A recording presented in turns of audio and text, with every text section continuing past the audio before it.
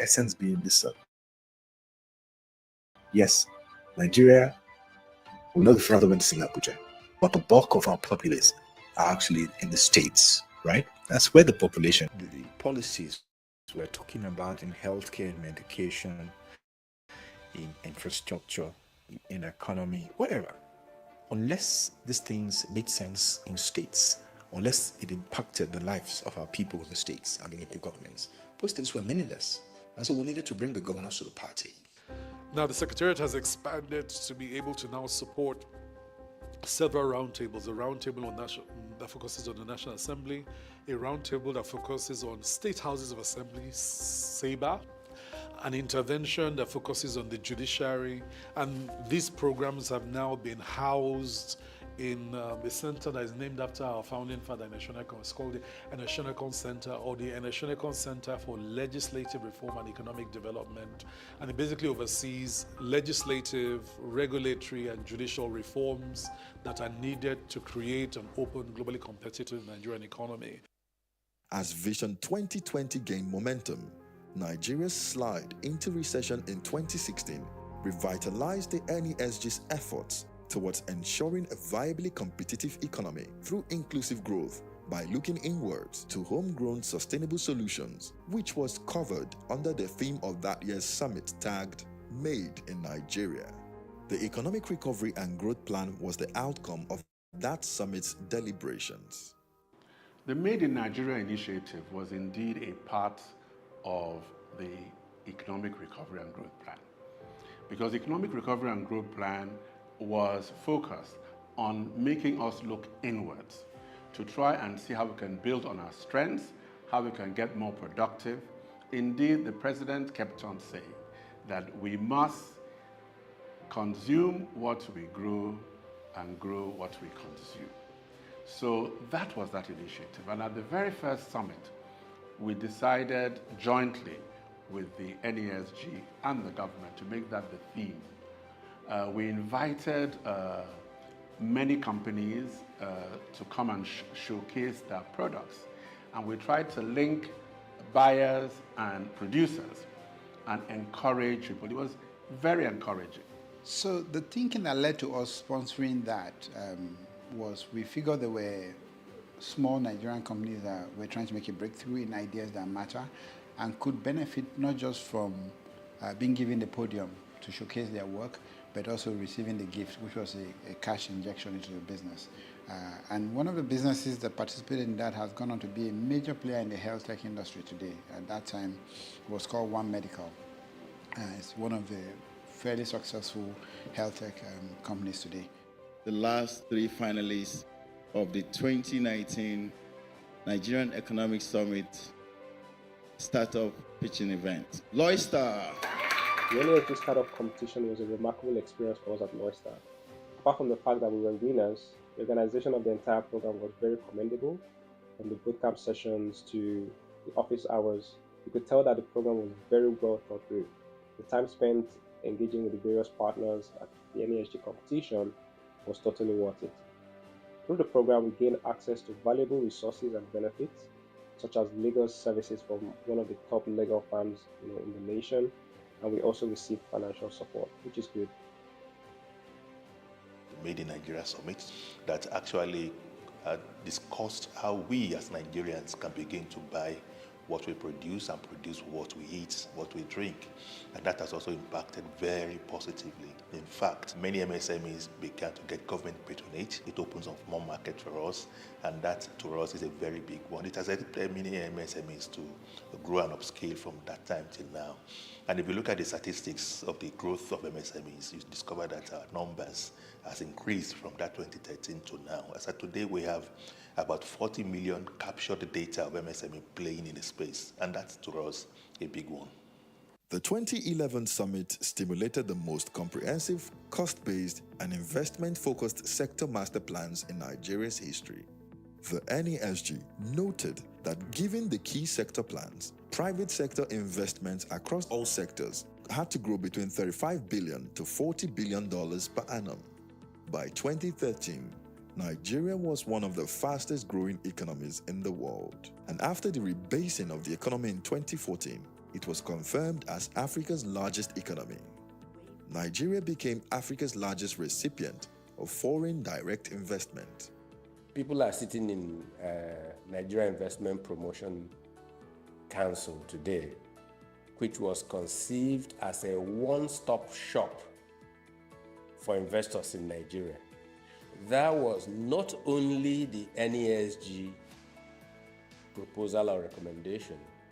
The NESG actually set up the committee that drafted the legislation, and I was a member of that committee, what you have as today's Nigeria Investment Promotion Act. It's verbatim, a draft from NESG. When we advocated with the government, look, let's make our economy investor friendly. Let's make sure that we organize ourselves in a way and manner that we can attract investors. Look at it. FDIs grew from $1 billion in 1999 to over $5 billion in 2007. So just calculate that within about the space of 8 to 9 years, there was a huge increase in foreign direct investment because NESG kept on advocating and, partnering with government. Since inception, succeeding CEOs of First Bank have been board members of NESG. In fact, First Bank spearheaded NESG's leadership of the private sector to galvanize efforts during the only World Economic Forum Africa ever hosted by Nigeria in Abuja in 2014. We moved to agriculture, which is both a business and a vocation, and has great impact on the economy, and up to today is the largest employer of labor.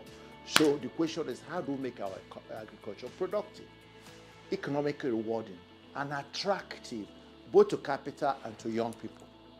There are quite a number of positive impacts that NESG through the NES each year annually has been able to impact on, particularly those of us in the MSME ecosystem. And it's been awesome. I can place my hand on many. Let me just mention one or two. The first is that has to do with agriculture. There was a summit that was actually dwelling on how to diversify agriculture, to move from oil to non-oil. And it was discussed extensively at that summit. And thereafter, after the summit, the Ministry of Agriculture then took it upon themselves to work with the recommendations that came from that summit. And that helps to liberalize the agricultural system. Thereafter, we had a lot of made in Nigerian rice coming up, competing very well with the imported ones. And as of today, you discover that many Nigerians now are falling in love with made in Nigerian rice. Not just rice, many other products, agricultural products like that, not just crops also in the different value chain of agriculture. And that has, to me, been a very big impact on the MSME. The race for global relevance among daunting economic and social challenges was heating up. Hence, keeping Nigeria competitive in the years to come was a clarion call at the 25th NES, where it was stressed that rapid industrialization, transformational education, optimal demography, and most especially sustainable peace and security were crucial indices for progress as the 2050 threshold approached. Why the year 2050? I'm aware that there's a global agenda by the UN, which is 2030. I'm also aware of the AU Agenda 2063. Now, but for us in Nigeria, everybody said that by the year 2050, we're going to be the third most populous nation in the world. Now, whether this is a blessing or a curse is dependent on what we do with it. So we at the NESG and the board felt that why don't you begin to then anchor that and start planning and setting a framework around that? How do you do rapid industrialization? Because about job creation. How do you create the workforce, the populace that is educated and is healthy? Nigeria needed to understand that education, because standard of education are beginning to fall. The private sector was beginning to complain that we're not getting the right skills, we're not getting the right people. So the country needed to tweak. Good evening, everyone. Good evening. Good evening. On behalf of Management and Economic, I'd like to welcome the author, Professor Osita Ogbu, members of the Executive Council, Director and NESG faculty of the University of Nigeria and other higher institutions, captains of industries, members of the press, and distinguished ladies and gentlemen. I'd like to welcome you all to this session today. I think I'll just get right to it and call Professor Ben Wosu to give the opening remarks. Thank you.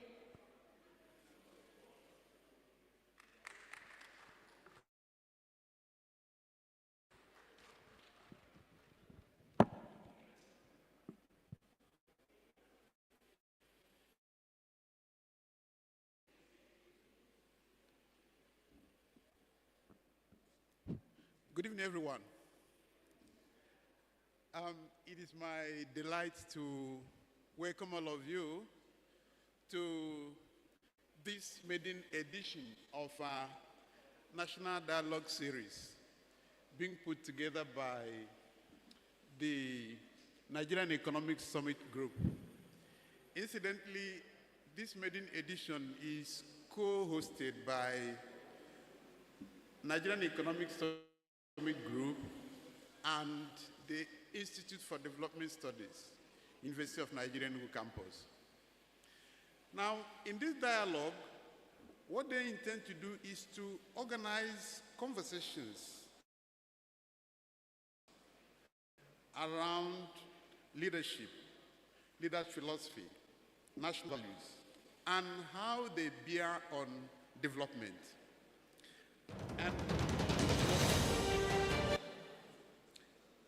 And for that purpose, they have selected themes, very relevant themes, that were raised in the recent work of Professor Osita Ogbu, Development as Attitude. That's the title of the book. Now, hello? Now, in this work of Osita Ogbu, he has raised a number of important themes which NESG think is fitting to drive national conversation. And their project is called the Nigerian Hamilton Project. The idea of Hamilton is to frame the conversation around the kind of thing Alexander Hamilton did, one of the founding fathers of the United States. In the early years of crisis at the founding of the United States, a number of scholars who were part of the founding fathers began to author what they call the Federalist Papers. And Hamilton was one of the authors of the Federalist Papers. I do not personally agree with his ideas of federalism because he favored strong central government. I would have been a confederalist if I were in his time. But I agree with the whole idea of bringing ideas to the searching light of reason, form of debate. And that's exactly the spirit in which NESG has abstracted the Hamilton approach to conversations around the values that condition our development as a country. So when they approached us, ideas to co-host this, I could not but happily grab the opportunity. Because it's not always that you find the academia contributing very actively to national discourses. Yet, the heart of development is national discourses. If I may take you back to history, in 1960, when the University of Nigeria was established, the Eastern Regional Government, which established the university, was making use of consultants for its development planning. But in 1963, the government felt the need for this ongoing conversation between the state and the academia and established Economic Development Institute. That Economic Development Institute is what you have today as the Institute for Development Studies. The essence of that institute is to continually nurture an organic relationship between the academia, the state, and the industry or business. It is on this triple helix that every meaningful development must be built. Go and check. There is no country that has meaningfully developed that left its universities behind. Unfortunately, our lot in this part of the world is that the academia is not part of the conversation.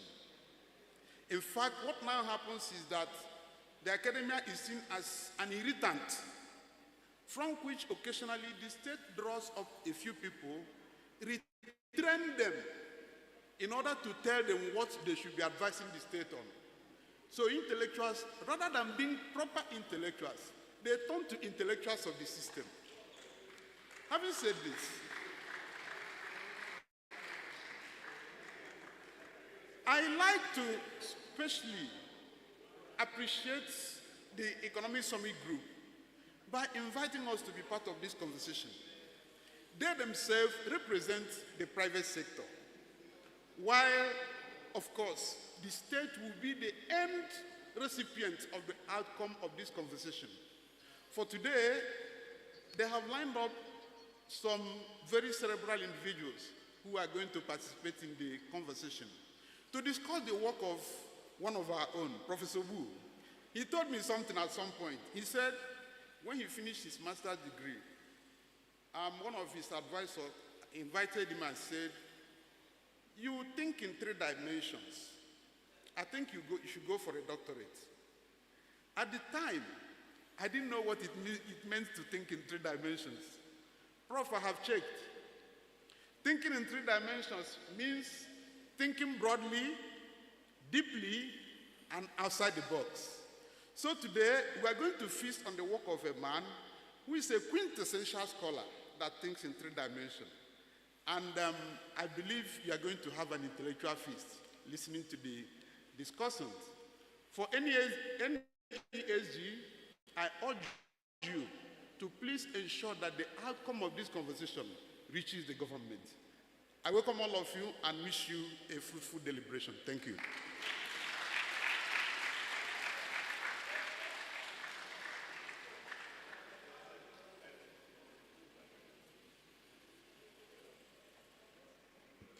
Thank you so much, Dr. Wunsu, for that awesome opening remark. Just tapping into what he has said, we'll give you a little bit more background about the Nigerian Economic Summit Group. Please watch the screen. Thank you.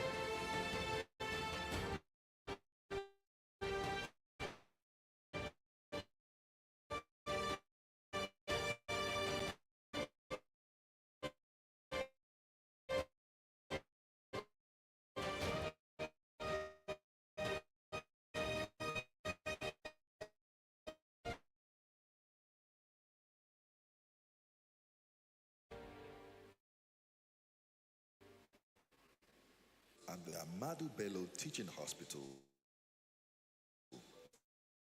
today, she is a passionate.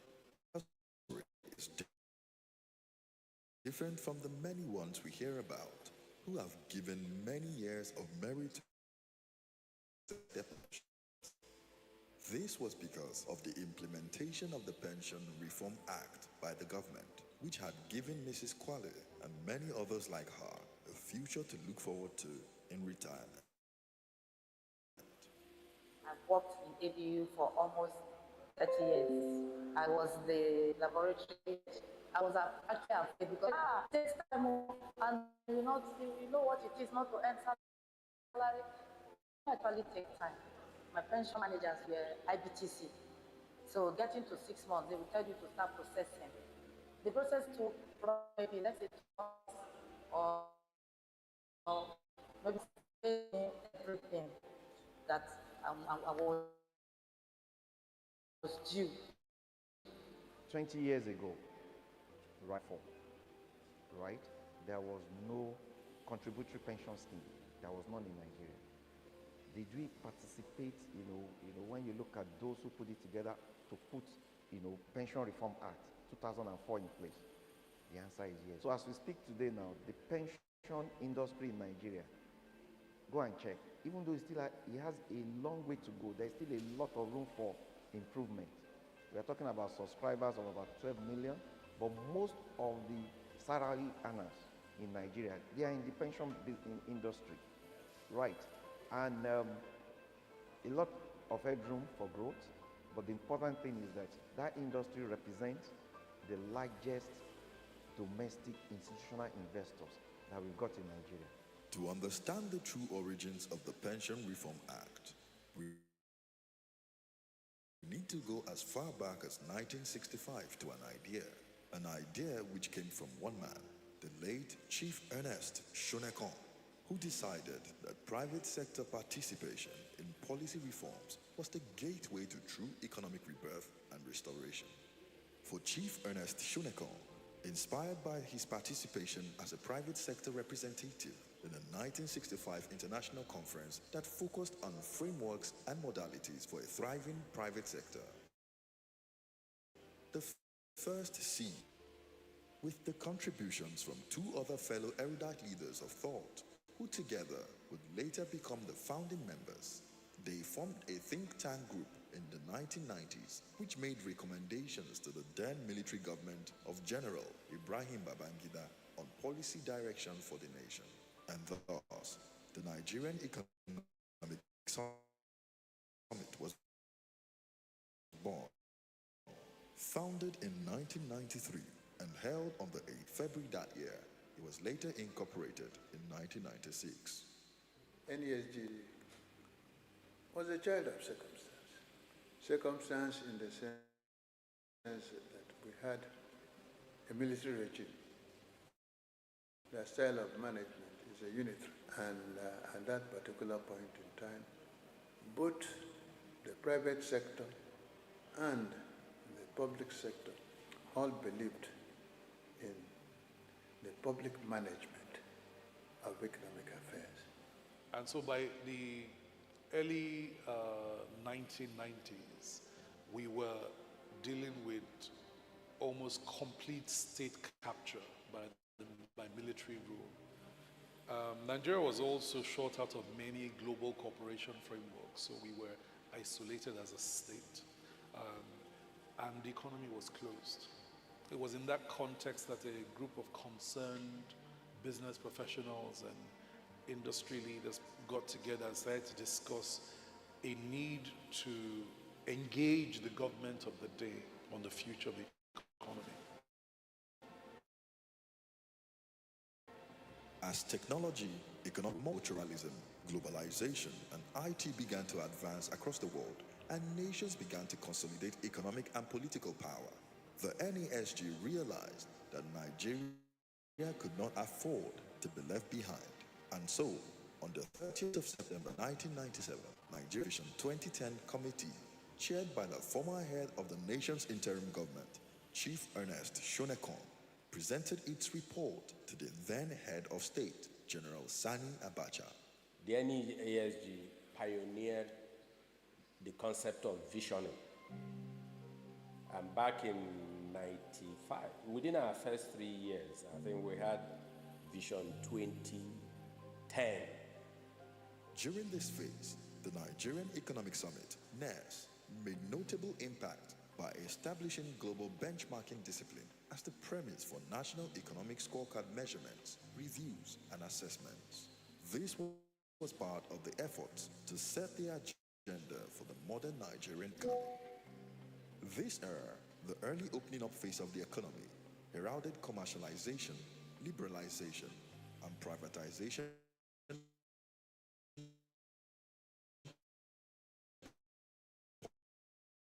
policy reforms. See, NESG's, I mean, should I say the philosophy or the, but they did so in a manner that was almost, I mean, I give an example. There are several laws that came out, Pension Reform Act, Central Bank Autonomy. Some of the principles that governed these statutes were laid down, at least in discussions of past economic summits. Deregulation, opening up our country, and bringing a more understanding between the public and private sector became the hallmark. And most of the institutions you see today, EFCC, ICPC, Nigerian Regulatory Due Process Offices, these things, most of them were instituted because of our recommendation. If you go back, you have to go and queue at NITEL if you want to make international calls. Now you can do from the convenience of your home, anywhere. That's opening up. So that private-public partnership enabled it because we forced governments to privatize NITEL, and a new telephony system emerged.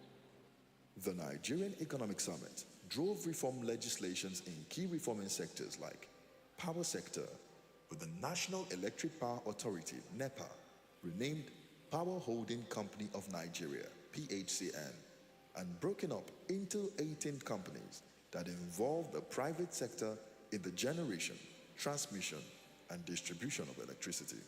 2. The creation of the Ministry of Communication Technology. 3. The strategic concession, commercialization, and privatization of Nigeria's seaports, amongst other sector reforms. People are sitting in Nigerian Investment Promotion Council, which was conceived as a one-stop shop for investors in Nigeria.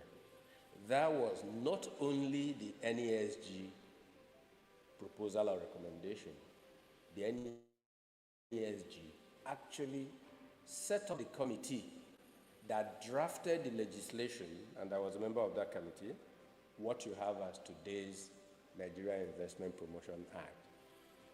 It's verbatim, a draft from NESG. You know, we have done Vision 2010. Then, because of the transition of the president, there was a discontinuation. It was in 2010 when Mr. Jonathan was now in office that focus on rebutting the vision and creating a longer-term vision for 2020 got greater attraction. As the Vision 2020 ended in 2020, we supported the government in creating a new Vision 2050 agenda and a medium-term development plan 2021 to 2025.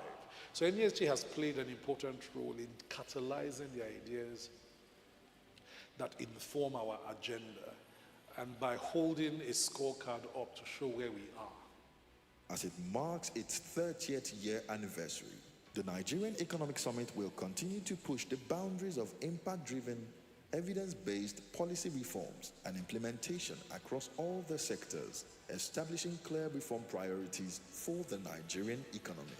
And with the help of dedicated, patriotic, private and public sector professionals, its vision of becoming Africa's leading private sector think tank, committed to the development of a modern, globally competitive, and inclusive Nigerian economy, is beginning to align with the desires of every Nigerian for a better, fulfilling, productive, and prosperous life now and in the future.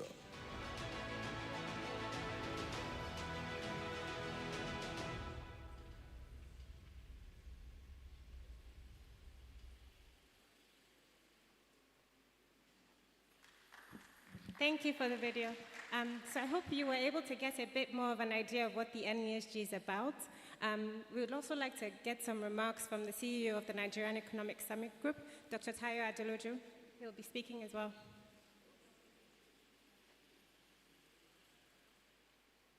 Opportunity to experience dialogues and bonding.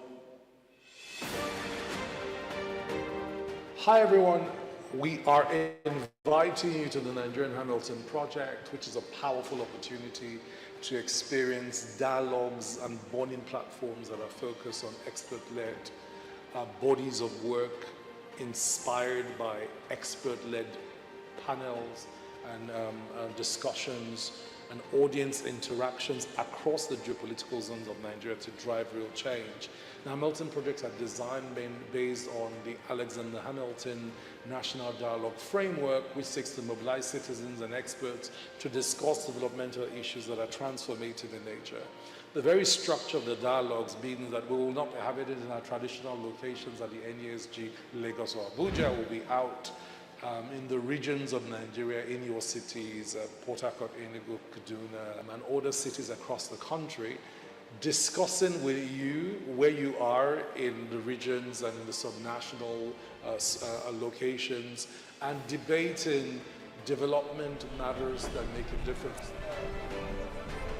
In this first installment, led by Professor Osita Ogbu, around his body of work, Development as an Attitude, we will be exploring leadership philosophy and how it inspires values, principles, practices, and consensus, both for citizens and leaders, both in the public, private sector, and civil society, and how is a necessary ingredient in pursuing Nigeria's own economic, social transformation and national development objectives. These sessions hope to inspire policy recommendations, academic integration, participant engagement in your local subnational area, and media engagements, all targeted at generating cutting-edge new ideas and consensus, expanding bodies of knowledge needed to mobilize citizens and policymakers to pursue ambitious, courageous, and daring developmental mandates that shifts us radically from being an underdeveloped, developing country into developed and advanced country status in the shortest possible time. These daring, bold ideas that will come from these bonding platforms will challenge local, state, regional, and national leaders to dare the impossible as we build together a peaceful, productive, prosperous, digitally, technology-enabled industrial Nigeria and Africa, and the country and society of our dreams. So join us at one of the locations close to you as we discuss in this series, Development as an Attitude.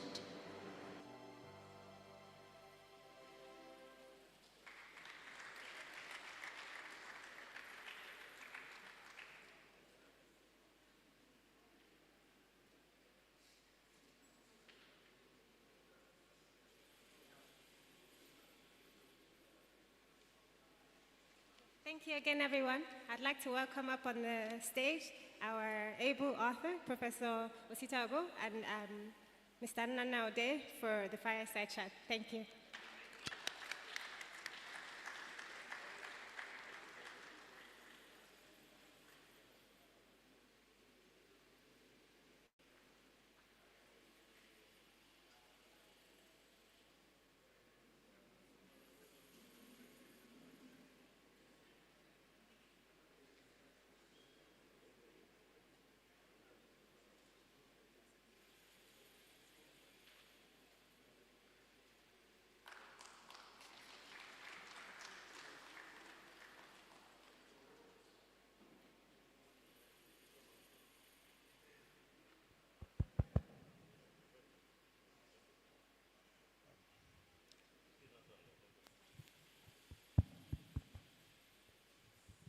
Good evening, everyone.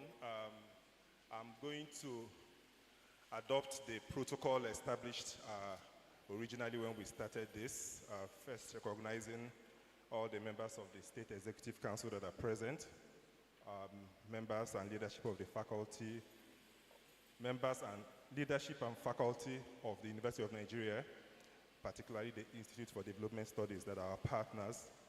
I also want to specially thank members of the press, especially Afia TV, Signature TV, and Urban Radio that are relaying this event live, and distinguished ladies and gentlemen.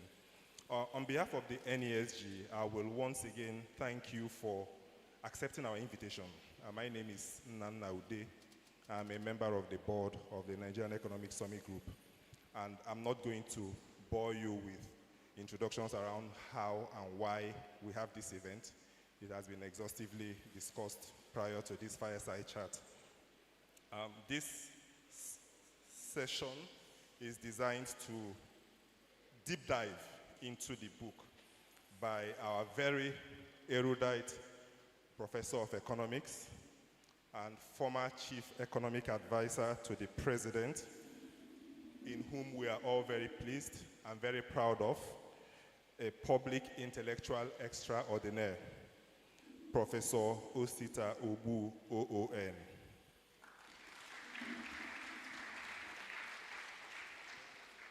As this evening will reveal to us, I had noted it in my review of the book. The thoughts and ideas of a great thinker like Professor Ogbu is worth a conversation by a broader platform such as this.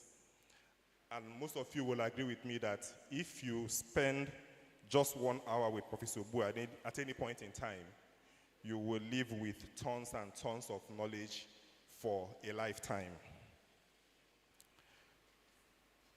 At some point during the discussion, we will allow the audience to ask questions, so get ready. It will be good if you have read the book. If you haven't, we have copies outside. You can quickly grab yours, because during this fireside chat, there will be very, very elaborate references to specific sections of the book by Professor Osita Ogbu. So I will begin now. Prof, thank you so much for giving us this body of knowledge that we as NESG intend to take around the country. This is the first in the series. On the 30th, we'll be in Lagos for a repeat, and thereafter, Port Harcourt and Kaduna. And like I was telling Prof earlier today, this seems to be the first book in recent memory that has attracted this kind of dialogic environment as we take it around the country. I had asked you at a previous event, and it's a different audience. I will do it again. You are an erudite scholar. You are a great thinker. You have tons of ideas about what to do to move not just the country, but the state of our world in the right direction. But what motivated you to write this particular book? First of all, thank you, Nana. I want to seize this opportunity to also appreciate the audience for being here, especially those of us, or those of them that are from government. I think they should listen attentively and make notes if possible. But I also want to thank the NESG. As I was telling someone, I am also a guest of the NESG. I didn't choose this venue, I didn't plan it. They planned, they chose, they also invited me.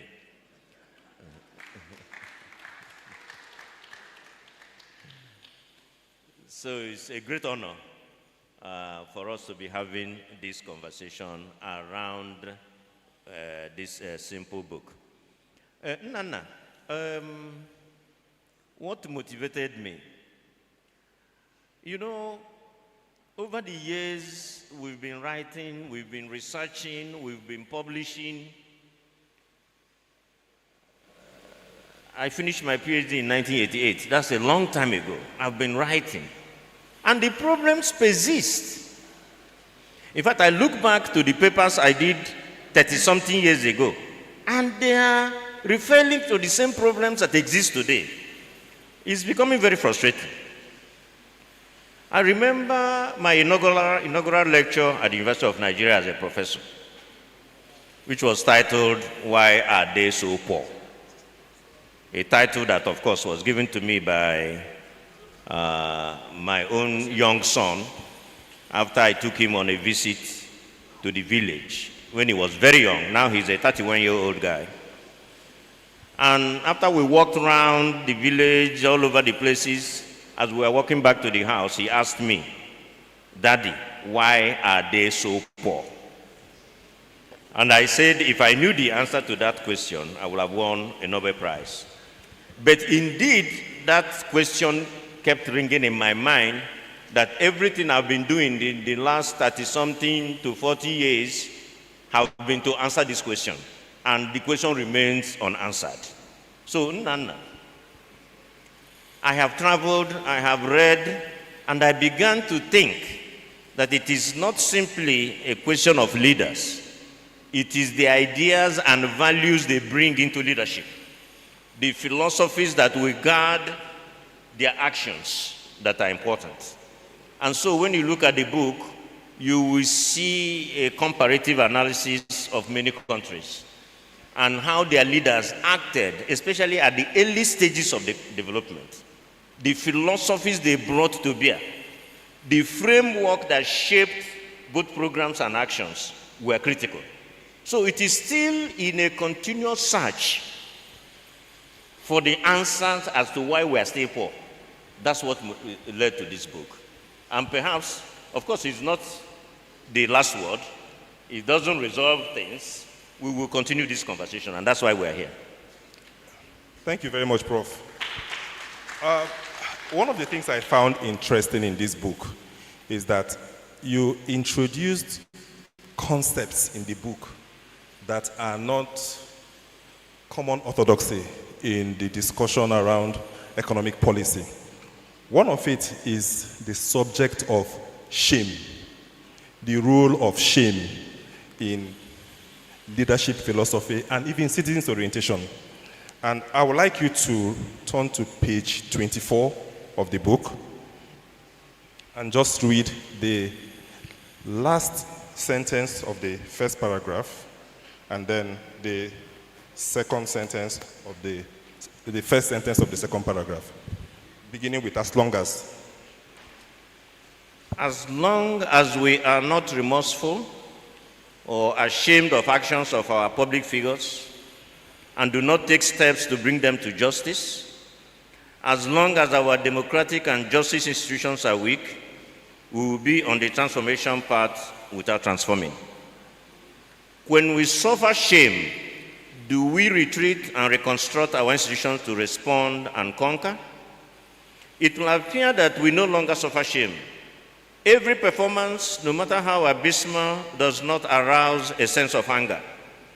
The kind of anger that allows a nation to say never again, and the kind of anger that allows you to create institutions, new incentives, and the new values required to attain greater heights. The kind of anger that allows a nation to meet the expectations of our citizens. Thank you, Prof. In discussing shame, you made reference to the Emperor of Japan after the Second World War. Are there practical examples you can share with us to reinforce this conviction that a sense of shame is important in shaping the development trajectory of a society? Well, let's even spend a minute on Japan.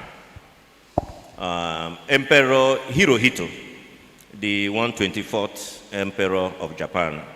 If you know the history of Japan at that time, Japan was a conquering empire with costly wars all over the Pacific and Asia. So it was not a nation that would be in retreat. And the emperor was seen as not just a leader, but he was divine. He was worshipped. And so in 1945, when President Truman decided to use the atomic bomb on the cities of Hiroshima and Nagasaki, the emperor gave a 4-minute address, just 4 minutes, that changed the direction, the values, the orientation of Japan. Just 4-minute address. In fact, when the radio cracked and they said the emperor was going to speak, Japanese people felt he was going to ask them to fight to the last person to preserve the dignity of the nation. But the emperor had seen enough. The emperor directed the Japanese army in this address to surrender to the allied forces of Britain, China, and the United States, wherever they are, bringing that war to an end. But that surrender was not simply a surrender to the courage of Truman.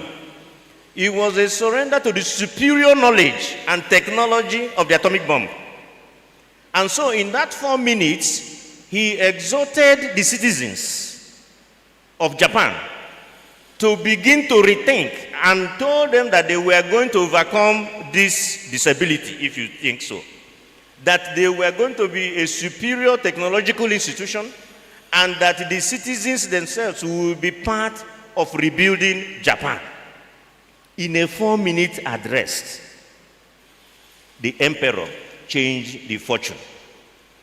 So the shame they suffered that a conquering empire could suffer this kind of destruction from another country simply because their technology was superior to theirs.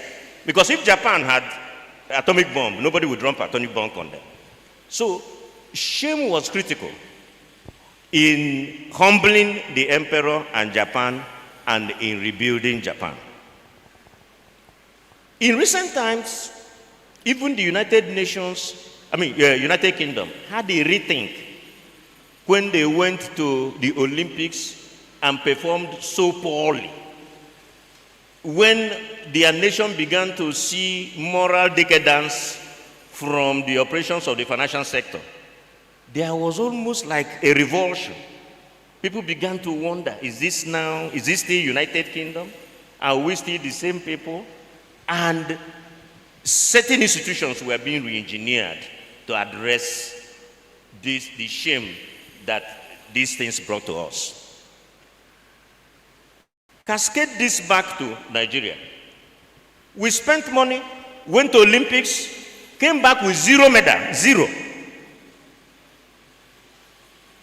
No minister resigned, no minister was fired, nobody was questioned, no committee, nothing was done. It was like, it was normal that you would spend money, carry one of the largest contingents, and you return, and we continued as business as usual.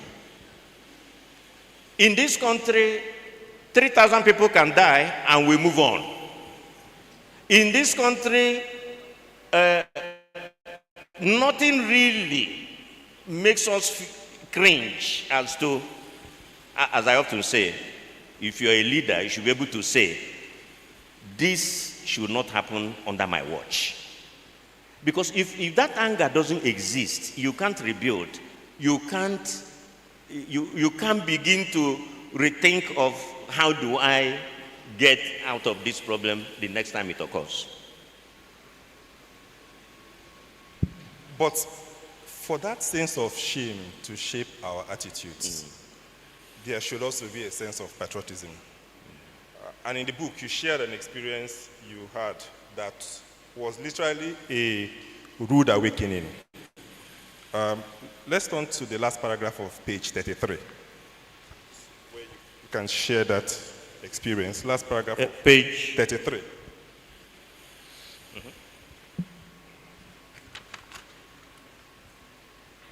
Last paragraph. Yes, let me bring the lesson home. Read, please. Let me bring the lesson home. This is the lesson on patriotism. Yes. A couple of years ago, I took about 40 senior staff members of a federal ministry to Kaduna for training on character, values, and work ethics. Midway through the first day of the training, I asked somewhat innocuously, on a scale of 1 to 10, where does your patriotism lie? A good many raised their hands and screamed 0. I was dumbfounded and visibly concerned. 0, I exclaimed, unsure if I had heard correctly. And the very courageous ones, not minding my sense of angst, still insisted that it was 0. They may not have realized it, but here we are senior officers of the federal government, none of whom was below level 12, admitting that they had no loyalty to the nation. But when you turn to page 36, you seem to have answered your shock. Page 36. The first paragraph of page 36. This is very interesting, that one. Yes. Fast forward to today's Nigeria, where many of our leaders are indeed rulers, and where our common resources are used for the benefit of few, going by the recent statistics on growing inequality, where poverty has held many of the citizens in servitude, and where corruption not only taxes us excessively, but where high incidences of armed robbery, kidnapping, and terrorism mean that our lives are once again being traded for cash. Have you not answered the question around sense of patriotism? If this is it, how do we resolve it? Nana, you ask too many difficult questions. That's the problem.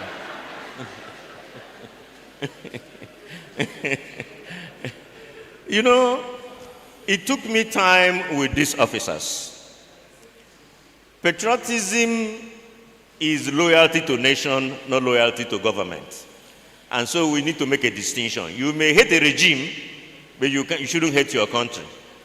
And I know that many have defined patriotism as what the nation does for me is what I also give back to the nation.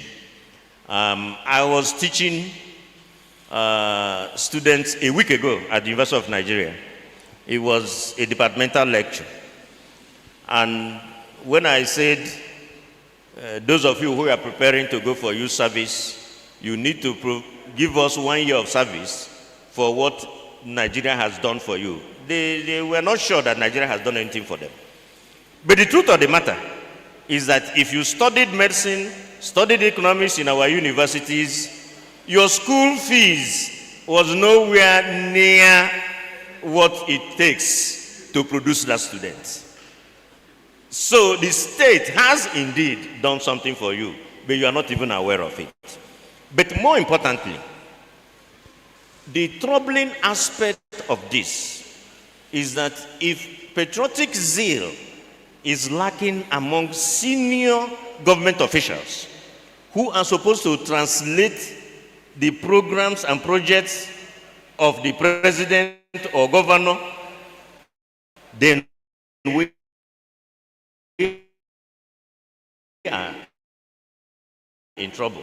After, I tried to take a new census, and the patriotism scale had moved from 0 to about 5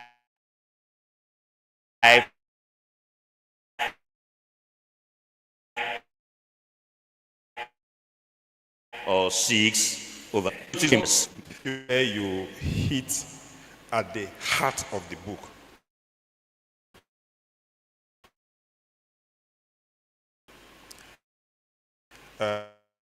If you read the last paragraph of page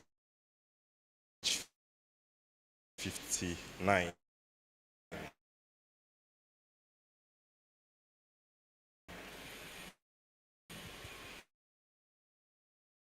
we talk about East Asia, we talk about Western Europe, we talk about America, but you brought it home, and page 70, the second paragraph of page 70.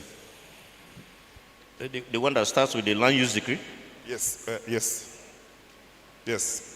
The land use decree of 1972, which gave trusteeship of all land to the state, to the government of the state, nay, the governor, envisaged that the land will be used to pursue the goal of happiness for all.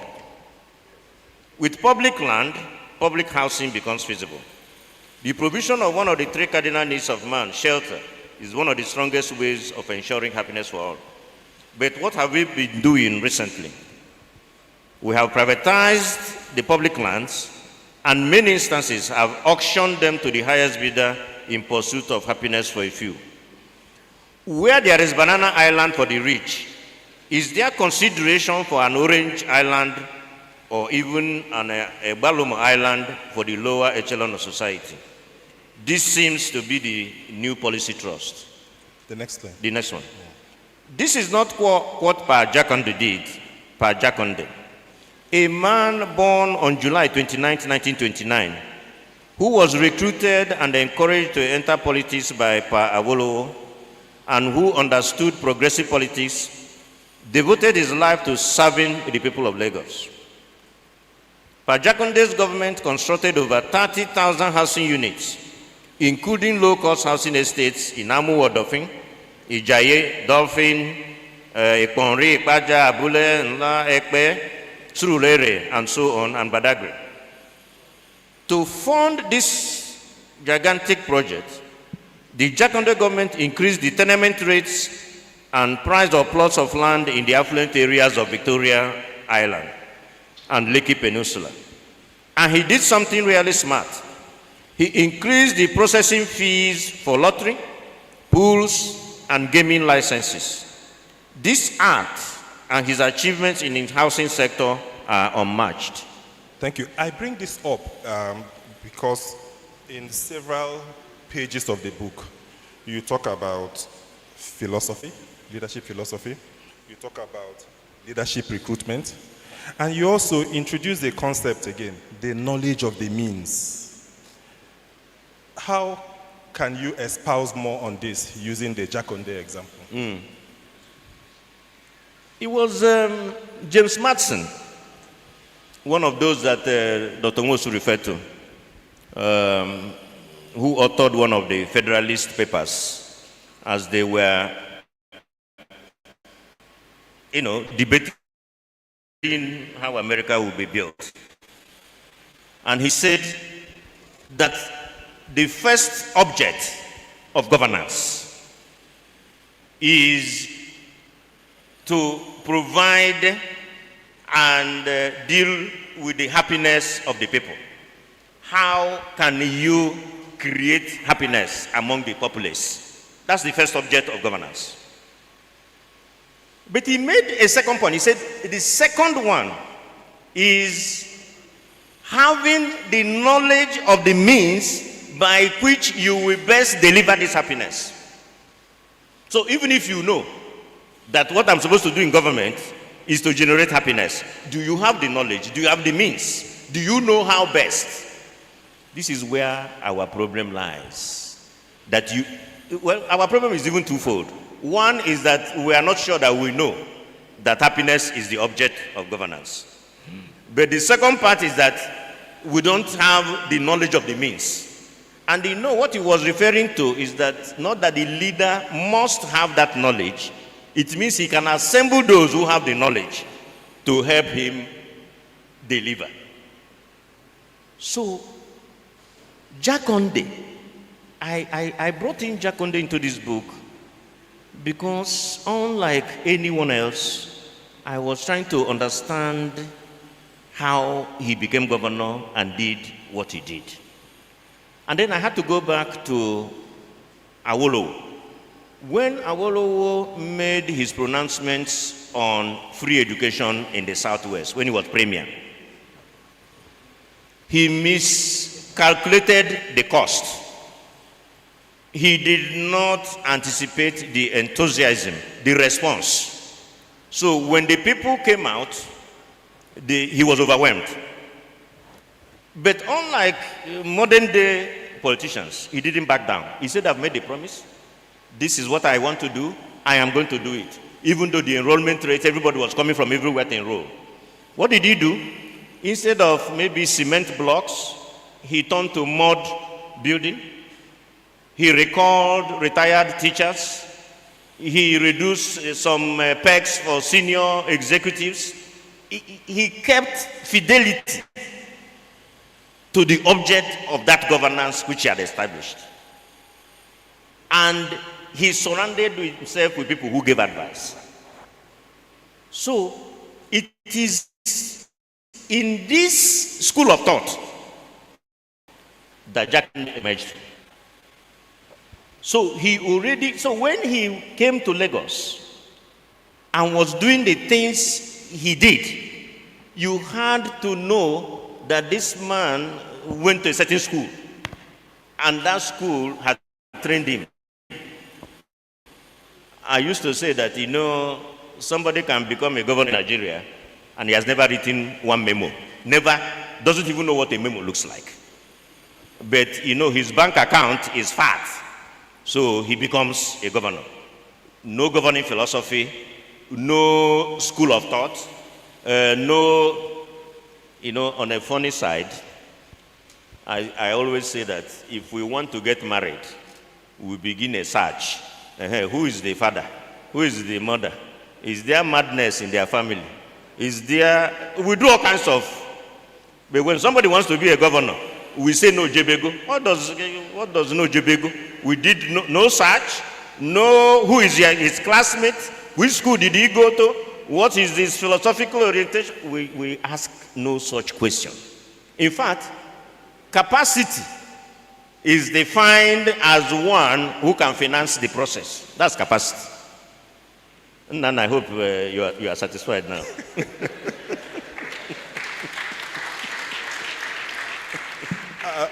I'm going to take one question, and then I'm sure members of the audience are itching to ask. We'll take just 3 because we are prisoners of our own time. So the organizers, have your microphones ready. I will just do this question and then we'll go to the audience and begin to round up.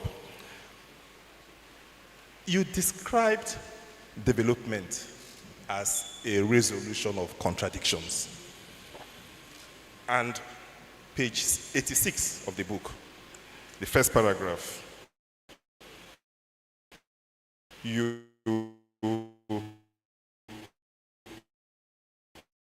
listed a few, then we'll stop at some point. 86. For me, from the second For sentence. me, development is the resolution of our many contradictions. We have had both the military dictatorship and civilian governments and a seemingly buoyant and acquiescing civil society. We have many rules and laws, but they are observed in breach. We have presence of schools, but absence of learning. We have huge banking industry profits, but very little credit to the rail sector. We have huge and rising debt, but very dilapidated and neglected public, social, and economic infrastructure. We have increasing growth rate without declining poverty. We consume what is manufactured elsewhere, but our manufacturing sector is insignificant. We have many jobbers, but rising joblessness and underemployment. Large number of micro producers and traders, but very few micro entrepreneurs. Many people are working, but only very few are making a living. And I'm going to add to that list. In December, billions of naira reported as spent during what they call Dirty December in Lagos. At the same time, Nigerians were dying in Okija, Ibadan, and Abuja, struggling for food. How can development really resolve these contradictions? No, you're touching on a very important point, which runs through in this book, the issue of inequality. There is no greater danger for any country. In fact, even globally, the reason why people are swimming across the ocean to get across to the other side is the global inequality. So in Nigeria, that inequality is real. And the danger actually is that it is rising. My children, some of us here, our children, will command the prosperity of the future because we have given them good education, solid foundation. But what of the others? So the point I make in the book that addresses the question you raise is that if I am a megad today, the only reason why I work hard, I know that the prosperity of now has eluded me. But if the prosperity of the future, my children will participate in it, I will work hard. But if the prosperity of the future will also elude my children, it's difficult to convince me to be citizen. A citizen is like what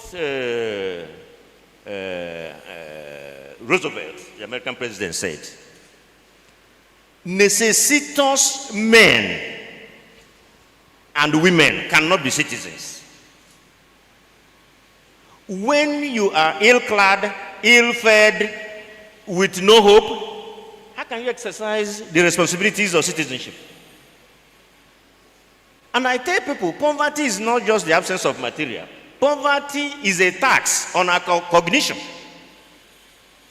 And it affects decisions we make. So when somebody says their voting card for 3,000, you might sit here in an air-conditioned room and you may not understand. The person's thinking and decision-making has been affected by poverty. So it's important that public schools are restored, because that's what bridges, not just restoring public school, but quality public schools that will bridge the gap between the rich and the poor, because we have all migrated to private schools where our children are getting a fairly good education. So I think those in government must begin to rethink about how to handle, because both crime, both insecurity are associated in part by this growing inequality. So you go to Anambra. And by the way, I even raised this with the governor of Anambra. I said, Anambra per square kilometer has more billionaires than any other state. But it is in Anambra that people died trying to get a bag of some rice. I said, don't you think as social scientists we should begin to look at why did this phenomenon happen?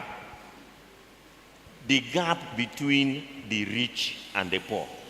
There may be many billionaires, but it seems like there are still people at the lower rung of the ladder. When you give the Anambra example, it harkened back to the first question on shame. Yeah. Never again should it happen in Anambra. Correct. Thank you. No,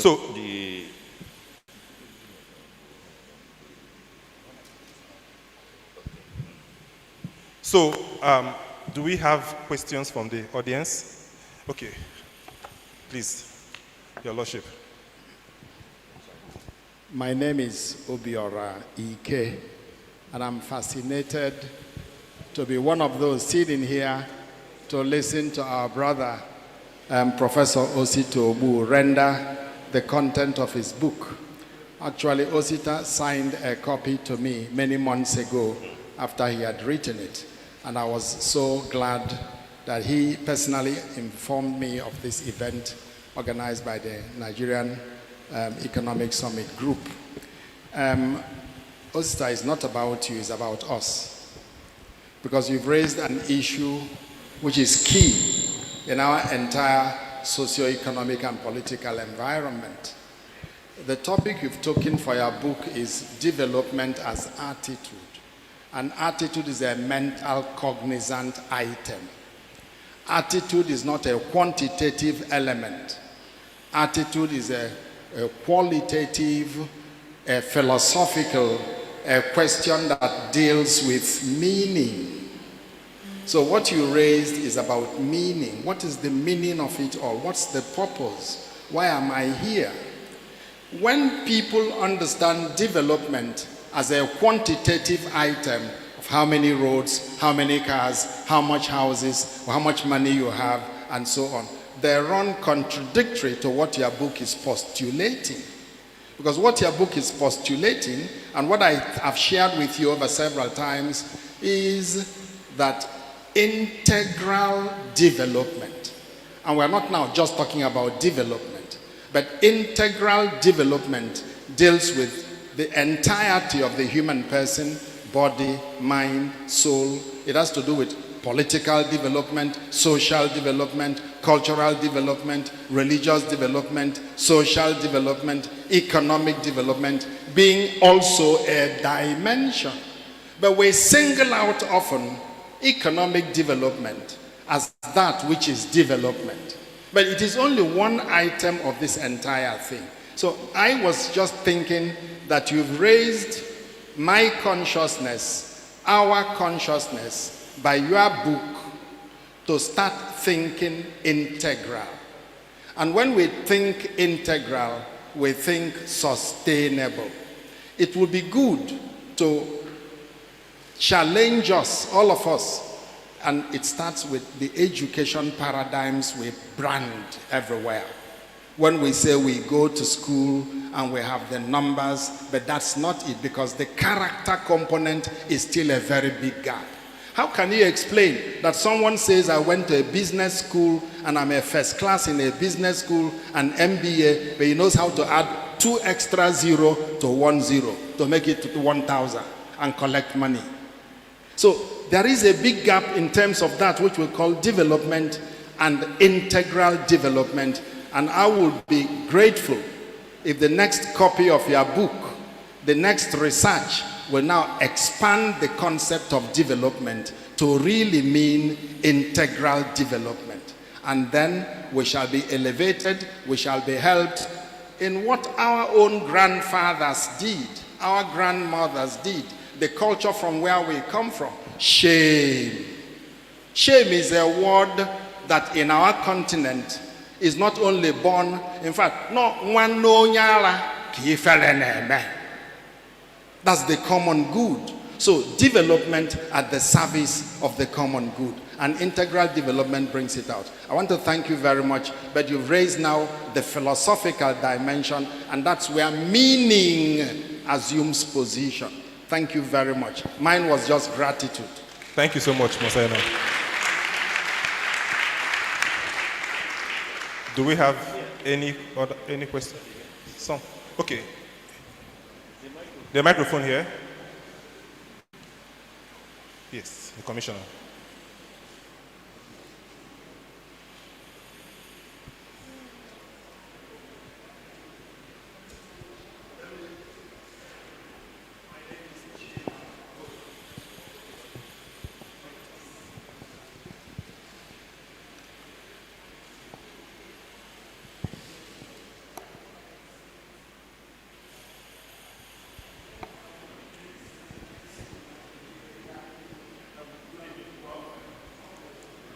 Good evening.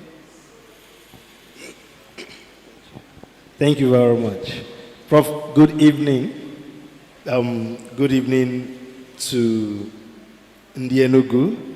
I want to lend my voice, first of all, to thank you for this privilege to Enugu to host this event.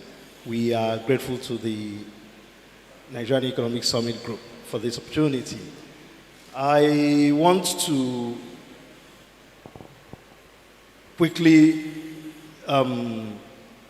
dive straight to the concept of free education, which I noticed that, like several other questions, you left unresolved. So when Prof told his graduating class that they had not truly paid for all what they had gotten from school, it triggered some questions in my mind. And then when I also heard you mention the, if you like, the scare that Awolowo, was exposed to when he noticed the surge for free education. Again, it raised a second query. And then the third query for me was bringing it home. Because, as a fact, we see the transition to, the smart school education in Enugu State. And His Excellency the Governor has assured, promised in the Enugu that it will also be free education. So what I wanted to get from you was what you would have told Chief Awolowo if you were his economic advisor at the time, and if he had run to you to say, Prof, I didn't expect this quantum of response from citizens, what would you have said to him? Thank you, Prof. Okay, the last question, please. And I will plead a female. Okay, let's get it down there.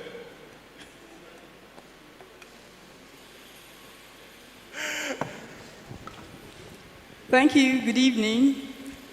Thank you so much, Prof. My question is, in your speech, you mentioned the utilitarianism philosophy of happiness as being the fundamental duty of leaders or the point of leadership. And I wanted to know, leadership, happiness in itself is not a unidimensional idea. There are many aspects to happiness, and saying that it is the duty of the leadership to procure happiness or to make the people happy would also seem as though it were their sole right to define happiness. And I think that happiness to a variety of people is also a variety of things. So how do the leaders, by what metrics do they define happiness in order to ensure that they are satisfying the various ideas of the phenomenon for a vast number of people? Thank you. Okay, I had said 3 questions, but I'll take the last one.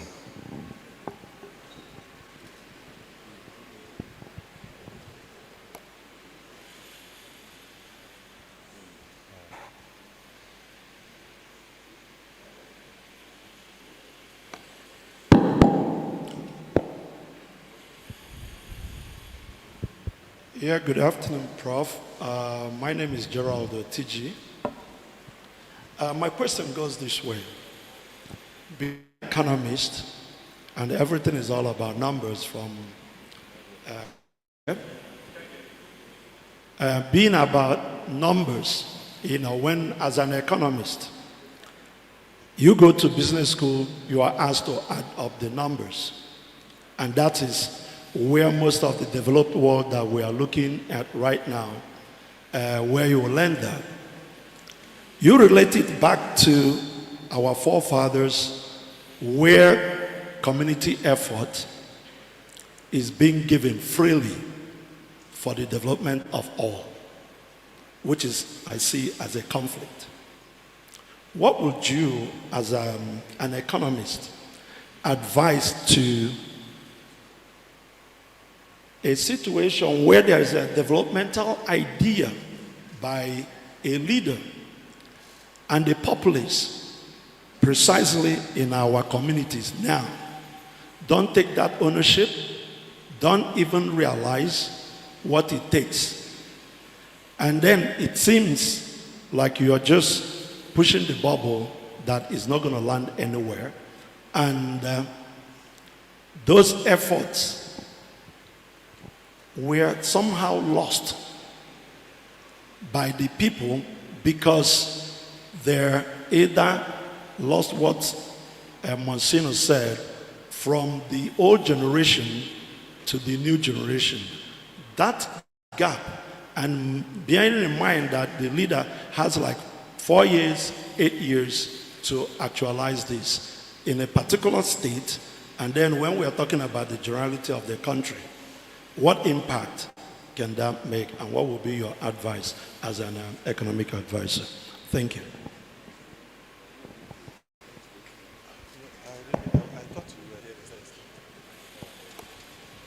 Sorry, just in one sentence, summarize the question so that, just the question. Maybe you should come closer. Yeah. Well, the question is, having the developmental mindset from the business school, MBA, or as an economist, and then going back to our own society here, knowing where we were coming from, where people were voluntarily giving those services as their own contribution, and then being lost in between from that time till now, what will you do as an economic advisor to a leader who wants to make those impact and there is a disconnect and they don't even know what is the impact of that within that short period of time that he has to implement his leadership?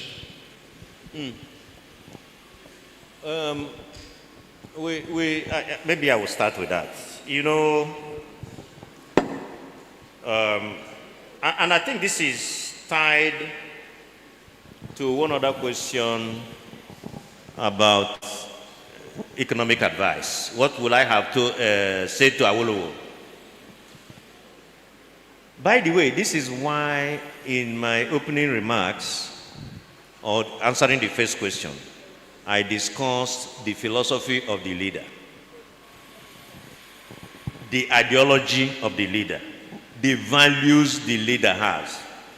The economic advisor is not the one that is elected. The one that is elected, in quotes, with just power, is the one who has the mandate. And so his philosophy is, you are providing advice within that philosophical orientation. And we have seen advisors fail because they don't understand their master's ideology or philosophy. Yes, as an advisor, you can do strategic course correction. But the danger is when you come into an office without this guardrail, without this philosophy. And so, where do we start this conversation? When, for instance, a president sends a budget to the National Assembly, or governor sends a budget to the State Assembly, how can a commissioner or a minister go to the same assembly and say, I don't like the amount allocated to me? Who are you? The principal, the one elected, has said this year, I'm spending less on environment. I'm spending more on education. He's the one who understands the constraints of the revenue he or she has. And we see our ministers going behind the National Assembly to lobby that their budget should be. If I'm a president, I will fire the minister. These debates should take place before the budget lands in National Assembly and settled.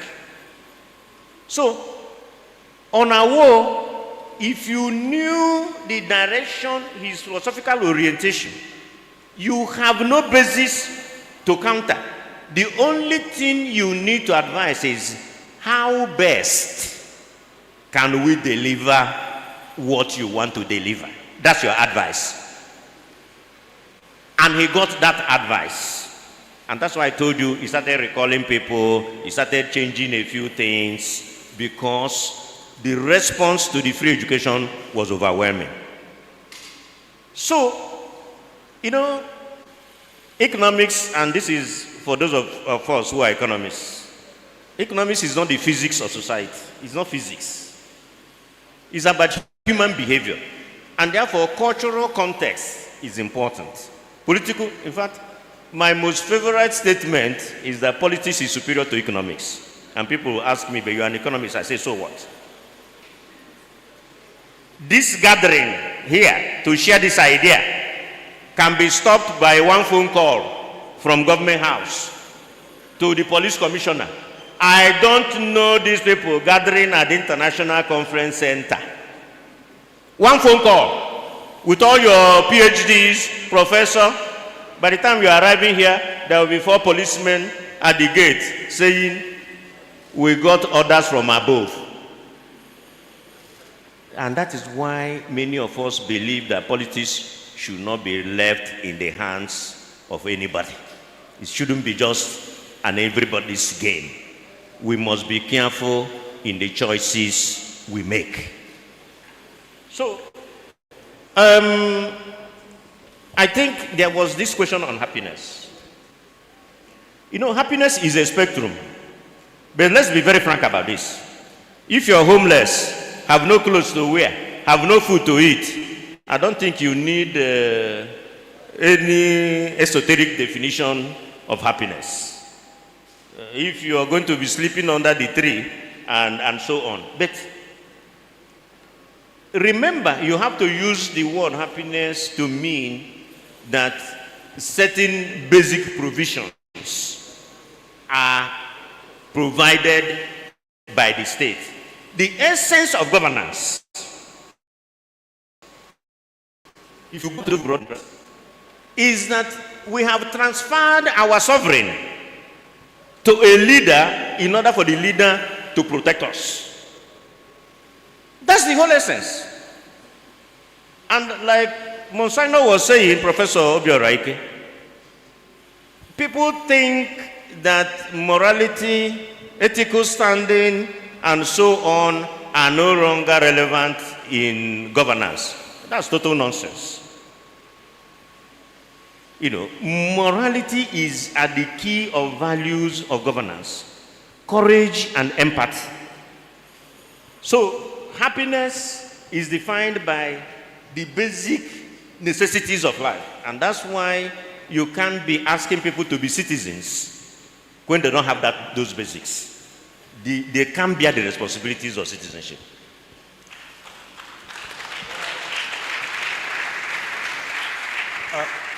As I wind up, Prof, I'm going to just pick up from some of the things you have said now, and they are also reflected in the book. I think on page 56, won't bother to read it. You talked about the perils of merchandising electoral democracy. Citizens sell their votes, and then the leaders do no longer feel as if they owe the citizens what we call the dividends of democracy. But then, if you look at history, most of the successful leaders, especially in East Asia, some parts of Africa, Latin America, are what has been described as liberal autocrats, which means they emerged not through democratic process, or even if they did so, they dismantled it in order to deliver the goods to the citizens. And of course, you see the economic indicators of those countries improving, which in and of itself begins to challenge the notion of liberal democracy. I think the question from Mr. Utiji also pointed to the short-termism that is embedded in democracy, because leaders are always looking at the next election. I'm reading a book now titled The Edge of Chaos by Dambisa Moyo, and that's precisely what she's saying, that we are on the edge of chaos where leaders are compelled by the citizens to be short-term in thinking, and it's affecting economic growth. Now, my question to you is this: what is that handshake between democracy and economics that can deliver development outcomes to a society? No, the whole idea is that the sovereign still rests with those who are elected. But we see that once people assume power, by the way, those of you who are in public offices, that someone is a governor, someone is a president, someone is a commissioner, does not make them all knowing. In fact, they don't know a lot.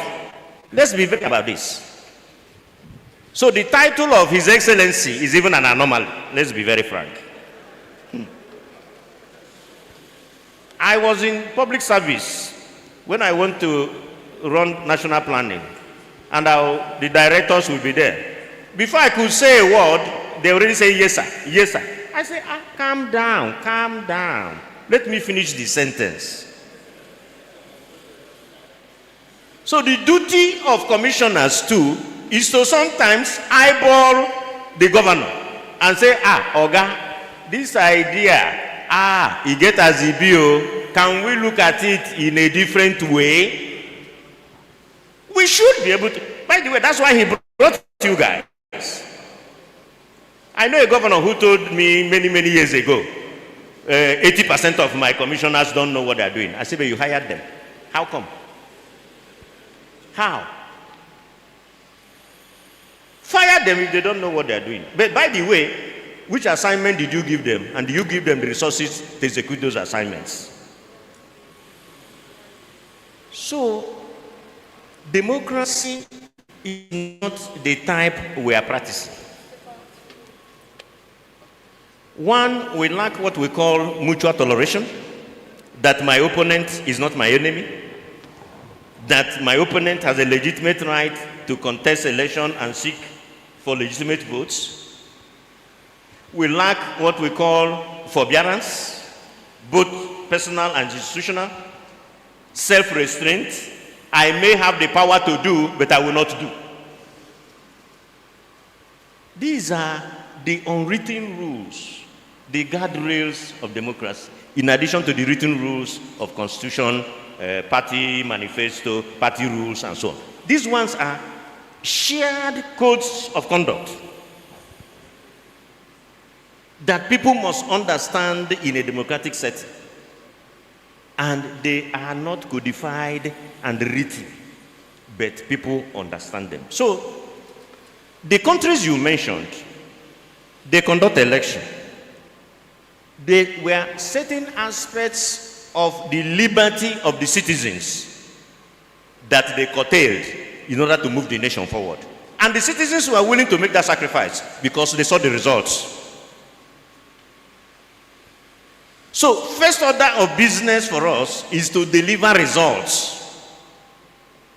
Once you deliver and lead well from the top, people will follow.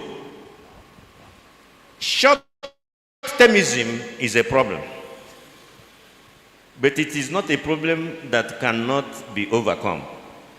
And that is why, if you notice that most of the Asian countries that really developed were where leaders who had good intentions, who had good moral standing, who had good values and philosophy, stayed for a long time. They stayed the course. But even in your 4 to 8 years, there is a lot that we accomplished. Even over and who continues or discontinues from where you stopped. Because there can be discontinuity. Sometimes we don't want continuity, by the way, I hope you know. So, those choices that are made by our leaders are also why we are still where we are. And it borders on this attitude, the knowledge they come with, the philosophy, their orientation, what they think the society should look like. I'll end where we began. Okay. Leadership philosophy. And I will come home. I'm a frequent visitor to Enugu. I'm from Ebonyi State, by the way. I'm a frequent visitor to Enugu. And I see tomorrow is here. I see bold ideas. Is this a description of leadership philosophy? Is it an evolution of leadership philosophy in Enugu State? Because it's being propagated by the governor. What's your take on this concept of tomorrow is here? And what does it have in it to propel the development of Enugu State? Nana wants to trap me.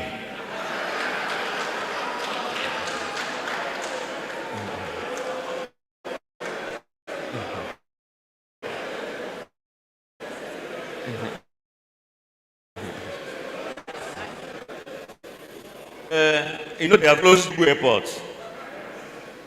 I can't even escape easily. Commissioner Lands, Investment. I'm looking for a vehicle to go to Abuja very early in the morning. And then Nana is asking me this kind of question. You know? But on a more serious note, Nana, tomorrow is here is a philosophical framework, which I'm not even sure that even those who speak about it can sort of deconstruct it, because it's loaded. It is loaded because it is saying, I will have an uncompromised attention to excellence. It is saying that we are not training our children for skills of today or for work of today, but for skills of the future and work of tomorrow.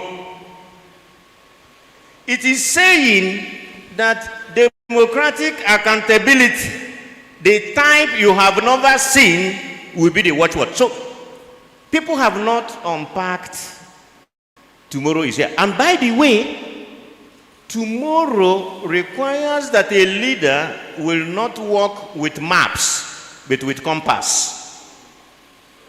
Map is static, compass is changing, because tomorrow is in a constant flux. In fact, you are tomorrow, by the time you get to tomorrow, something else has changed it tomorrow. I pity those of you who are working with Governor Peter Mba, because you have to be constantly chasing the tomorrow.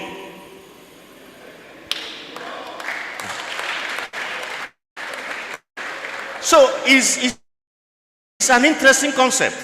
It is, but I think we need a whole day with the commissioners, so that, and we will sit with the governor, and we begin to unpack that tomorrow. And that is why, for instance, you can see the smart schools. The smart school is an evidence of tomorrow is here. In fact, there should be smart school 2.0. Because as you're building this smart school, one reality creates new reality. As you're doing the smart school, something else has emerged, and you're constantly. So we must give some credit to the government. If I see this auditorium, this is my first time inside here, I begin to see that there is someone who has come to do work. I'm not asking you to clap, but this is the reality of it, that in 2 years, we have seen a lot of changes. We have seen a lot of work being done. We are seeing certain transformations that point to bringing the tomorrow closer to today. But we must continue on this path. It is a path that requires speed, agility, flexibility, clean and green. I mean, if I sit down, to unpack tomorrow is here, it is a whole lecture. But I think the point to make is that at least someone came into governance and has a certain orientation that says, I want to bring cutting edge into what we are doing in Enugu State. We are watching for results. I had a conversation with the governor on the budget, for instance. Enugu is the state with the highest expenditure on education this year than any other state in the federation, both in absolute terms and in proportion to budget, bigger than Lagos. So what it means is he is saying through this budget that I am preparing Enugu students for the future. I am training them for skills. I reminded the governor that we will await the results, because Abia is still #1. So with our expenditure, we should shoot beyond. Nana, you may want to know, Enugu State is one of 3 states that can do away with federal allocation. I hope you know. The one of 3 states that is no longer can say the peak of IGR that the governor met was 25 billion. We are now at over 500 billion annually. So, you know, he has created a certain room for himself, a certain freedom. And like the discussion I had with him, budget is one. At the end of the year, I'm going to return to say, we want to see what this budget has produced. And the way it's going, I think it will produce a lot. Thank you very much. Thank you very much, Prof. I wish we had more time. I mean, when you were talking about the smart schools, I had more. You referred to the fourth industrial revolution in your book. But maybe at another time or in another city, we can focus on that and still bring back Enugu to it. But before you go, you were challenged by Monsignor on the subject of your next book. I know everybody here will want to know, when are we expecting your next book? Our people will say,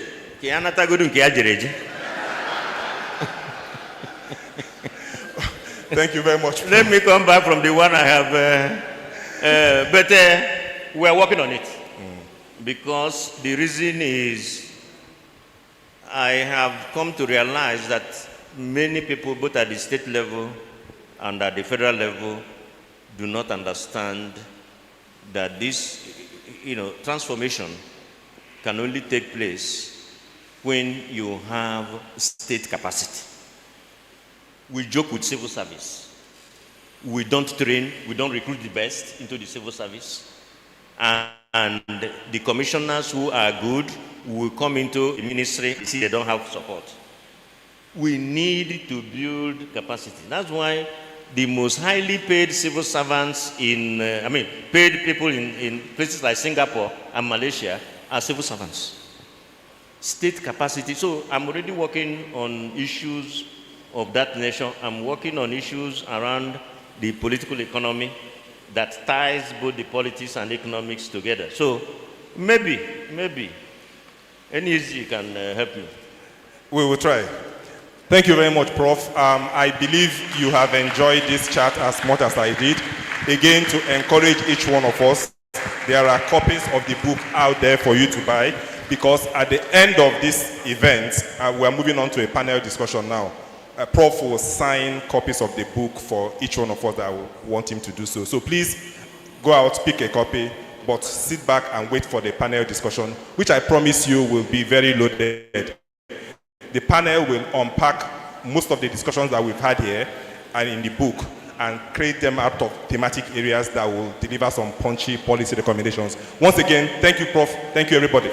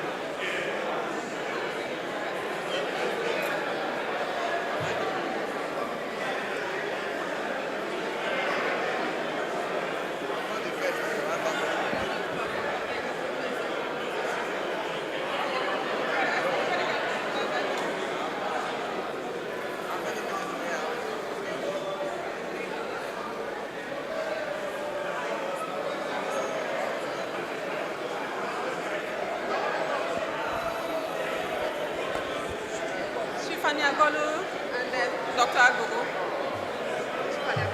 Yes. Pass. So in the other, I'm not even sure. No, it's working. Good evening, ladies and gentlemen, distinguished guests.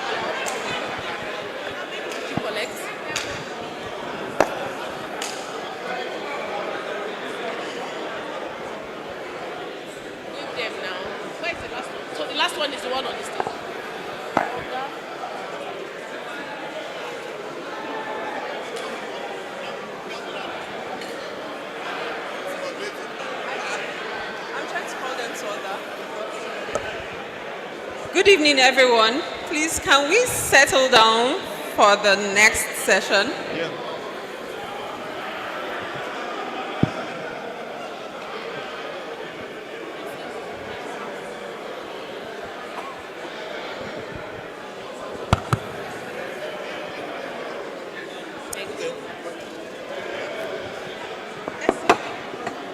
I'm trying to get them to settle. Please, can we settle down for the next session?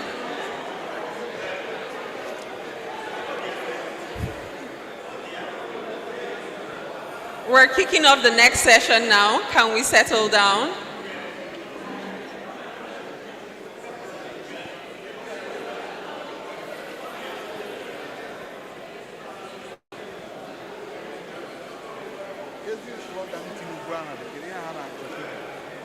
Can we settle down? We're about to start the next session.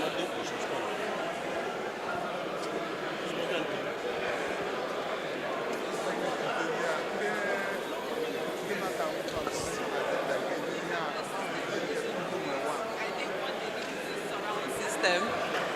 Can we settle down, please?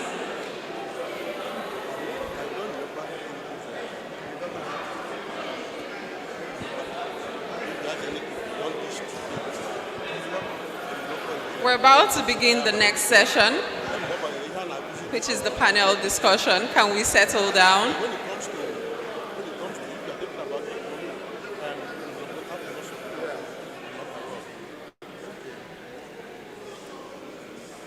Okay. Okay. I think we're settled now. So we can start.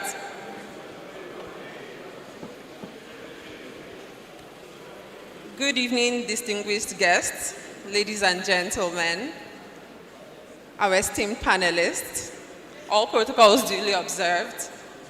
I welcome you to this session under the Hamilton Dialogue Series hosted by the Nigerian Economic Summit Group. My name is Chinazam Okori, and I'll be moderating the panel discussion this evening. And I have on stage with me Dr. Emeka Orama, an experienced economics researcher and the Honorable Commissioner for Finance, Enugu State. You're welcome, sir.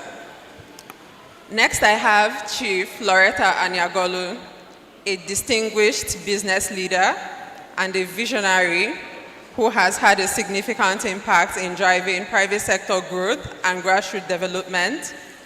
She is the chair, FIT Group of Companies.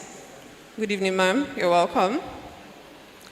And my third panelist is Dr. Chukwuma Agwu, a former economic advisor to the governor of Abia State and a senior lecturer in the economics department at the University of Nigeria, Nsukka, Enugu campus. You're welcome, Dr. Chukwuma. And my fourth panelist is Dr. Ben Nwosu, Director, Institute for Development Studies, IDS, University of Nigeria, and Nsukka, Enugu campus. You're welcome, sir. So I think the fireside chat between Professor Ogbu and Mr. Nana have sufficiently built the foundation for this panel discussion. So what we're going to try to do is to lay the building blocks by discussing the key themes of the book. So our panelists will bring their perspective to discussing the key themes of the book, including inequality, national integration and citizenship, insecurity, development planning, and management of the national economy. On this panel, we have panelists that have their expertise and experiences spanning the private sector, the academia, and of course, the government. So ladies and gentlemen, you'll agree with me that I have a very balanced panel this evening, ready to take on this critical discussion at the nexus of leadership, governance, and economic transformation. So without further ado, we'll go right into it. So we've listened to Prof this evening in the fireside chat, trying to, making a case for situating leadership philosophy on the same pedestal amongst other important variables that can influence national development. I think perhaps a good place to start would be to deconstruct the concept of leadership philosophy. Let's begin by humanizing that concept. I'll turn to Dr. Ben Wosu. Dr. Ben, as a social scientist, how can you describe the role of leadership philosophy on the fabric of a country like Nigeria, on the social fabric of a country like Nigeria? Thank you, moderator. Let me begin by mentioning my sense of leadership philosophy, and then we go ahead to apply it to the Nigerian context. Now, based on the book, and I agree, leadership philosophy has to do with the knowledge, the general knowledge that the leadership brings into its enterprise of management of men, the values that drive the application of such knowledge, and very importantly, the understanding of both that knowledge and the societal context in which they are going to be applied. In fact, I also agree with the author where he mentioned that it is possible to have knowledge without understanding. And the sense in which the author made that comment is that you could master a set of theories, understand how it are applied in a particular context, and then you come to a different context and want to automatically transplant it to a context that has different nuances, and such application would fail. It takes understanding to domesticate such knowledge. It is the capacity to domesticate knowledge and apply relevant values around such knowledge in the management of men and other resources. It is in this context we talk about leadership philosophy. It could be expressed in terms of broad ideologies, ideas, slogans, or whatever. But the essential thing is that whether it is slogan or a broad ideology, it has elements embedded in it. For instance, if you say, what is the American value, the American idea, the American philosophy? The first thing that comes to mind is freedom, individualism, love for self-government, republicanism. These are things you readily think about in leadership philosophy. Then for government and in the practice of governance, a government could say it is committed to enhancing or building on human beings. That is human development. It comes to government with this commitment, But in social sciences, we do not take the philosophy of a leader as what they say. Our commitment is in what they do. If you say you are committed to human development, the first thing people look at are your programs. Where are your social spending going? To what extent can we look at human development and see commitment in terms of the quantum of your expenditure in education, which trains human skill, your commitment to healthcare, which looks after people's health, and standard of living, in which case you look at other factors, including unemployment, social spending, and all that. So it is in this that we look at and begin to say, oh, this government expresses this philosophy, and this is what it's doing. And there's a correspondence between the expressed philosophy and what the government is doing. Now, I will go back again to the First Republic, the Eastern Nigeria again, and perhaps also what Prof said about Western Nigeria in terms of what Awolowo was doing in public education. In Eastern Nigeria, the government of Okpara committed to a philosophy which he called a name. But I'm bothered less about the name he called it than what they did. Between 1954 and 1964, the Eastern region spent 45% of its annual budget on education. That means a commitment.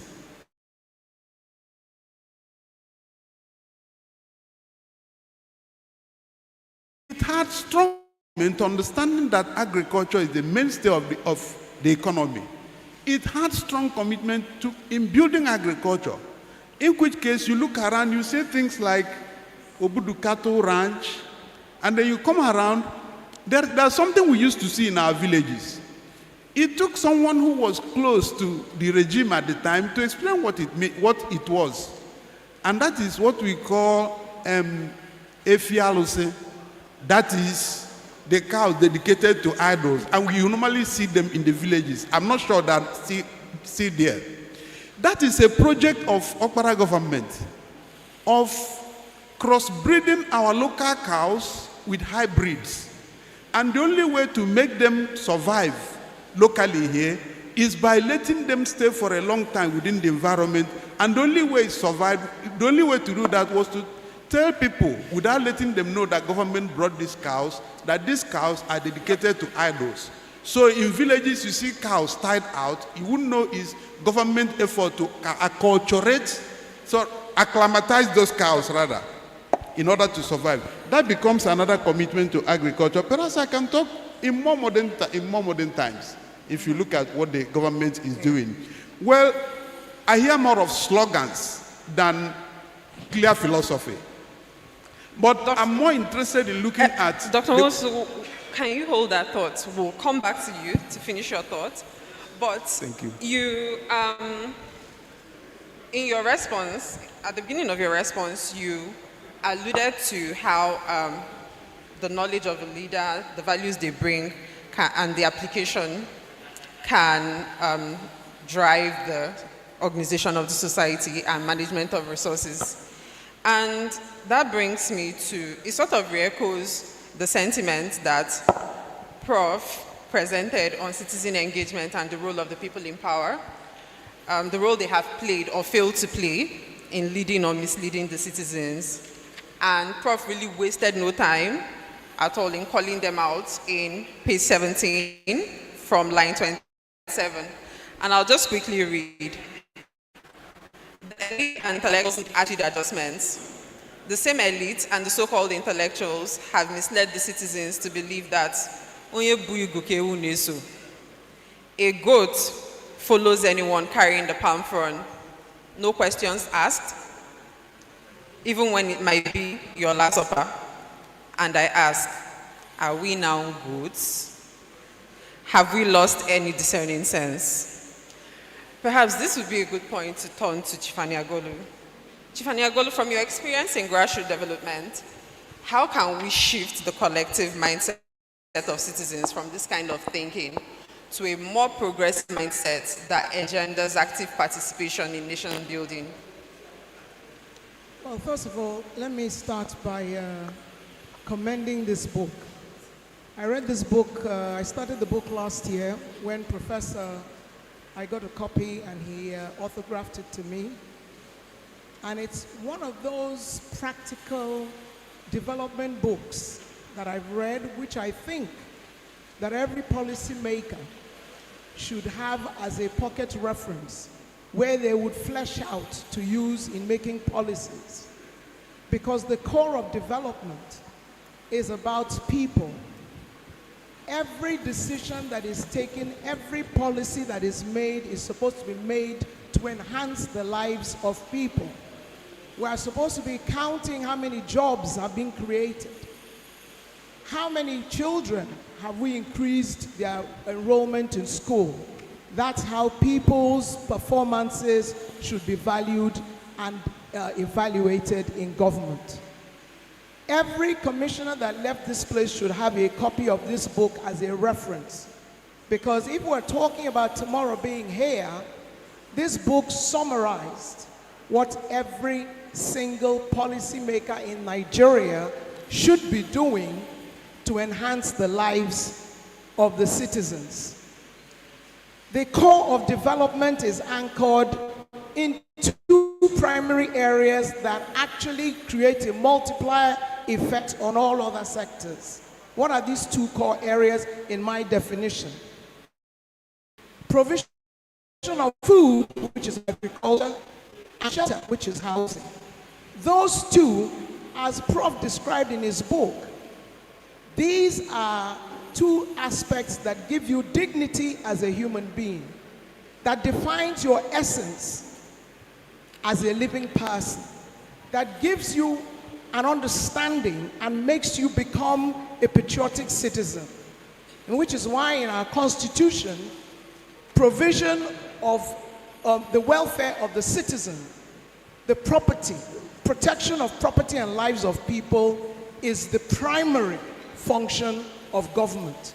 Therefore, we measure development in Nigeria by the number of kilometers of roads that have been built. No, we are supposed to be measuring it on the number of jobs created every year. If you look at indices across the world where the economies are being evaluated, they check the job creation, the number of jobs created every single quarter. That's how performance is evaluated. I remember many years ago, I had the opportunity to be in Thailand in the 90s when they started their revolution, industrial revolution. Bangkok was worse than Lagos. The potholes, the filth, the ghettos, the markets, but they were focused, they were determined. They took World Bank loans, but they defined the way they were going to use those World Bank loans within the context of the functionality of Thailand. They had the equivalent of things like Bank of Industry. In this place, Bank of Industry officials sit in their offices and ask people to go to consultants and ask them to go and get guarantees from commercial banks. What's the essence of creating a Bank of Industry? The essence is to boycott those commercial banks whose allegiance and jobs is to satisfy their shareholders, while the Bank of Industry goes down, making certain adjustments to ensure that productivity is increased. So what were they doing in Thailand? They were traveling from one rural location to another to farmers who had as small as 1 acre producing rice, bridging the gap between the manufacturer who was producing the small rice threshing machines and the farmer in the rural area who couldn't get to Bangkok or to where the manufacturer was. They financed the manufacturer to produce the threshing machines. They gave the threshing machines to the rural area farmer. The farmer used it to do the first level of cleaning of the rice, which is the paddy, and then they helped in transporting it to the larger manufacturer, who then was who got a big loan, processed, and exported. That is how you determine a value chain in a society, and you make a difference in the lives of the citizens. Thank you so much, Ifaniagol. I'll come back to you to discuss how we can unlock Nigeria's global competitiveness. But before that, still on mindset shifts, Dr. Ogbu, you've been an economic advisor, and that means you've been privy to how economic policies are crafted, albeit at a subnational level. So I'd like to ask, what is the role of leadership mindset in crafting sound economic policies that address some of the inequalities and development challenges that Ifaniagol has highlighted, like poor school enrollment, unemployment, poor housing infrastructure, and so on? Okay. Yes, Vice. But quite frankly, sometimes I think I merely went to school there. I didn't really deliver on the job. I went to get schooled on what governance and the politicking that underpins governance is about. Now that said, I think it's important for me here to appreciate that Nigeria has a problem with leadership philosophy, and that failure in leadership philosophy is the be-all and end-all of our developmental failure. Is the major challenge facing development in Nigeria. I will explain by referencing just one item of the many. You see, the average leader in Nigeria believes that Nigeria is rich. We often hear you say Nigeria is a country rich in both human and material resources.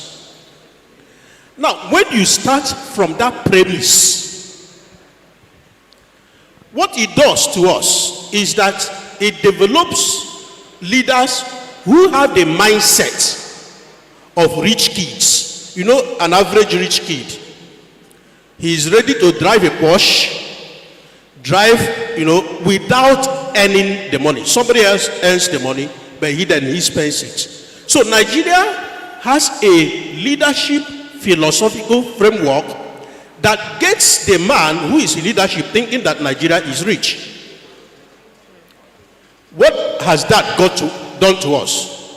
His job is therefore that of sharing the wealth and not necessarily producing wealth, because we are already rich. His job is to drive a 15-car convoy, because he needs to find a way of spending the money. The money is there. Now, the very day we begin to realize that this is one of the poorest countries on earth, and let nobody tell me about potential. Even in potential, we are one of the poorest countries on the face of the earth.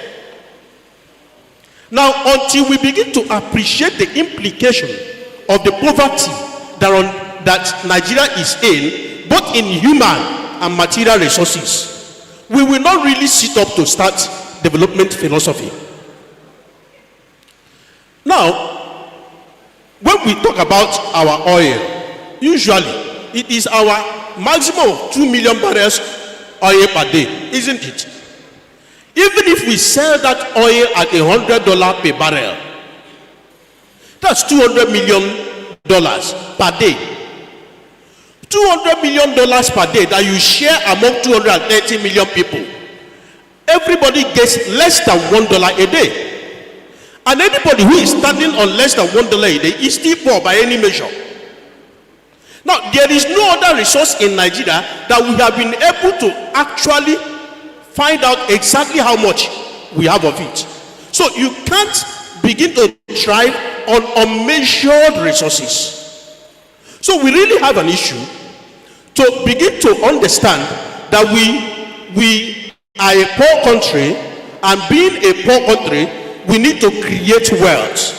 And that is what we get the leader to now begin to ask, what kind of wealth, what kind of nation do I need to be? Where do we place Nigeria in the committee of nations in the globe? Maybe I stop there for now. Thank you so much, Dr. Ogbu.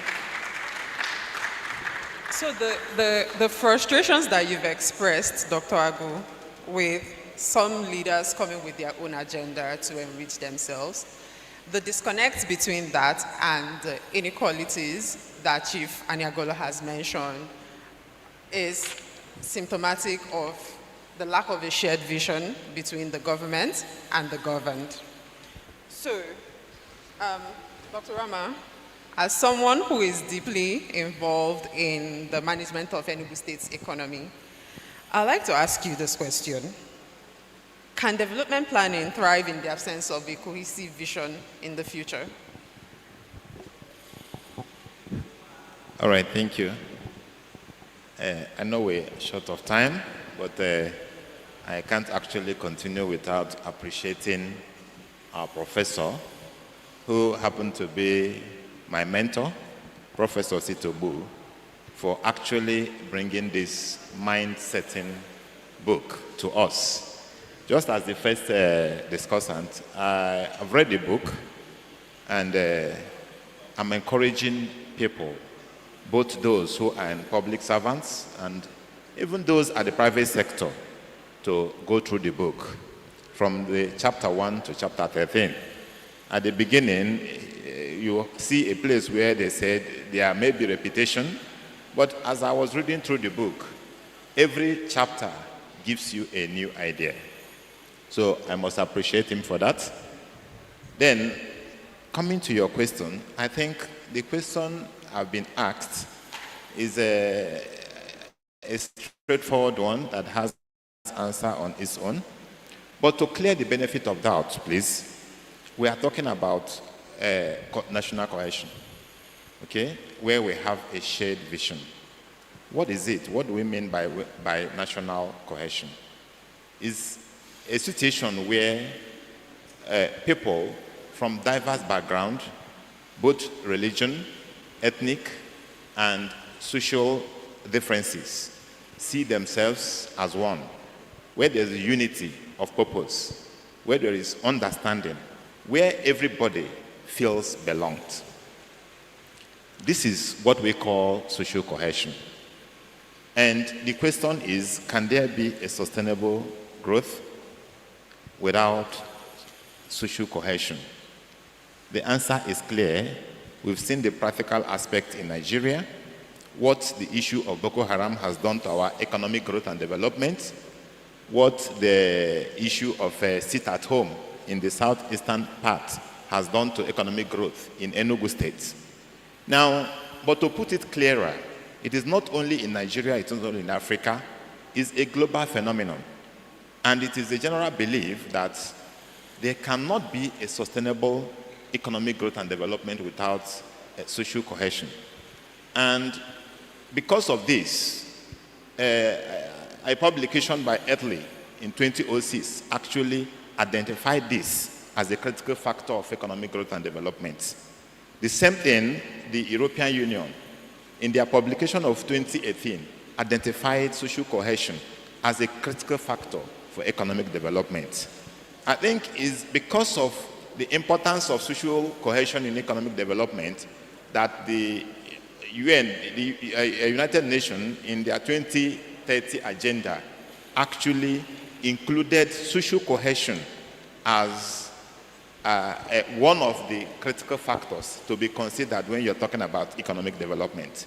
Because in the absence of social cohesion, we are only going to observe what is happening in Nigeria, where people feel that they are not part of the system, where people feel that they are being marginalized, where people feel that their voices don't actually matter in the society.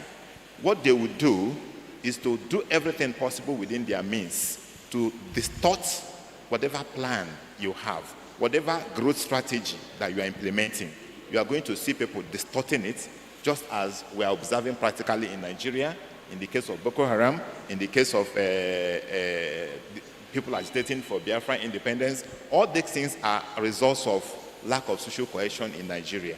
And without that, really, there cannot be a sustainable economic growth and development. Dr. Rama, you've made an important point that social cohesion is a critical factor in national development. So how can we re-engineer the system to create incentives for citizens to take a stronger stake in the nation's development and its future? Okay, thank you. I think it is somehow straightforward. What I think should be done is first, that in whatever development planning that we are establishing, social cohesion, just as the UNGA people did in the United Nations Development Plan, I say 2030, social cohesion, how to achieve social cohesion should be a critical part of whatever development plan we are developing. Because without that, it will be difficult for us to achieve that social cohesion. Now, how do we achieve this social cohesion? When you come to a multi-ethnic group like Nigeria, where you have close to 300 and something ethnic groups with different languages, different social values, you have different religions, you have different social backgrounds, it feels as if it is difficult to ensure social cohesion.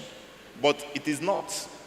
Research on this issue of social cohesion have shown that it takes just good leaders to ensure social cohesion in the system.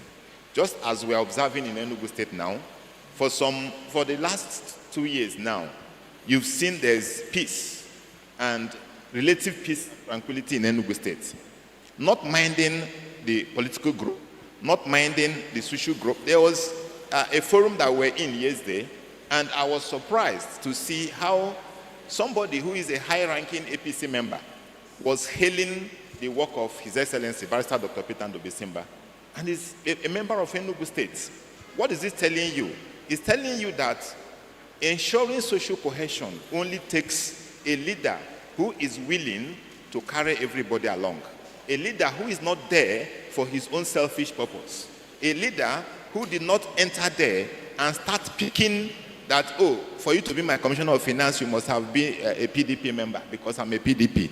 And so on and so forth. So for me, just as this book have said, our leaders have a great role to play in ensuring that there is a social cohesion.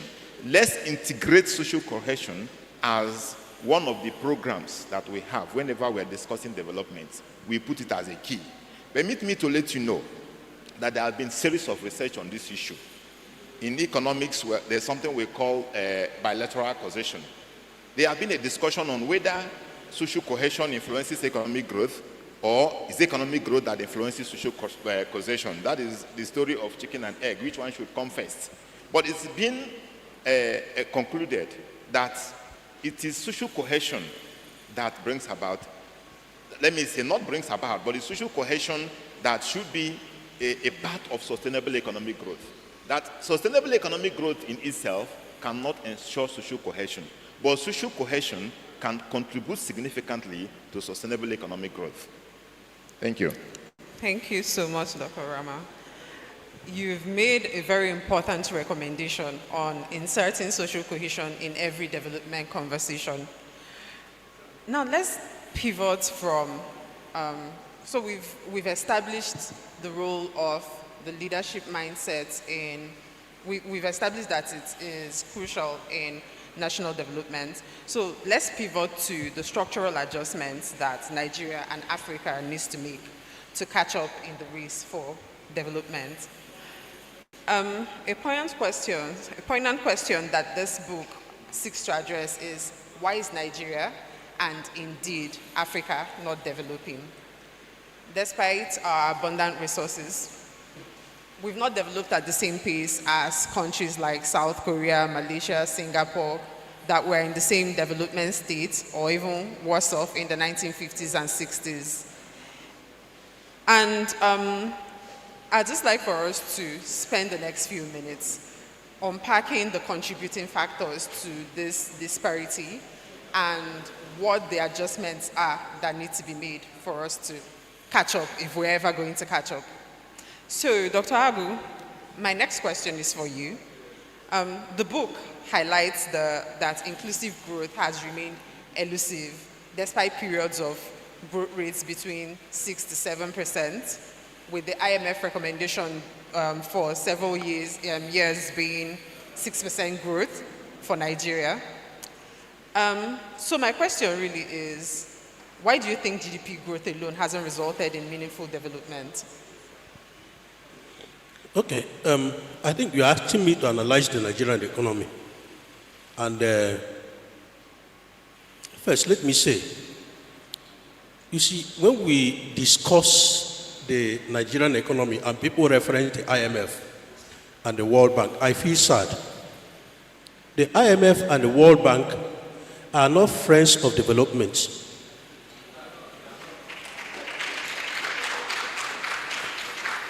IMF and World Bank stats do not represent the reality on ground at all.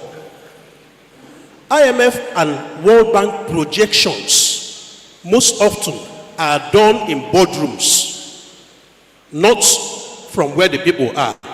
So I think it is important that we keep the IMF out of this equation and come back to Nigeria. Now, why do we not have inclusive growth?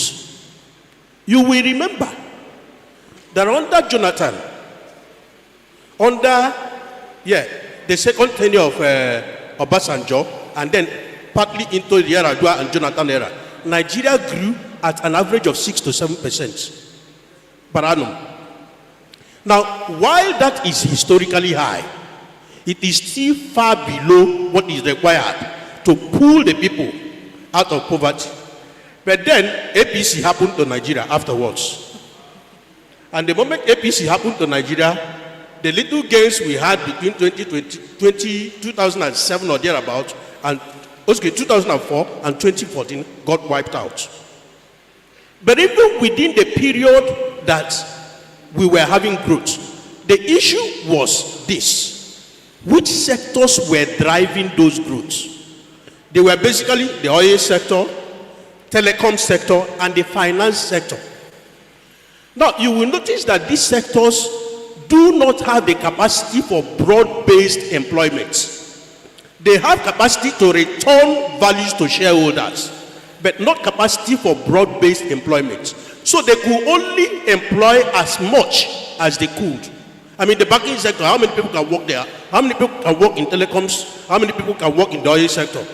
In aggregate, they employ less than 10% of Nigerians, of the workforce. So there was no way you could have had inclusive growth when the sectors that were growing were also not transferring the proceeds of the growth to the people. I think that was one of the biggest problems we had in growth. Now, but let me remind what I said earlier, that Nigeria had not even grown to the point where it could begin to reap the benefits of growth before we terminated the growth. So I think given that sectoral challenge, what we need then to think about is how can we get the sectors that employ to actually grow? And which are those sectors? You have to get agri appropriately growing with or without rainfall. You have to get manufacturing growing. You have to get some sectors of services that have capacity for employment to grow. Now, until we are able to get to that point where these sectors are growing, and then they are not only employing, but the government is also able to pick resources from those that are employed in those sectors and transfer them to the people that are not employed, we cannot have inclusive growth. Thank you so much, Dr. Agu. Chifani Agolu, I promised I was going to come back to discuss regional competitiveness. From a private sector lens, how can we leverage Nigeria's regional advantages to unlock our regional and global competitiveness? So my question was, how can we leverage Nigeria's regional advantages to unlock our regional and global competitiveness?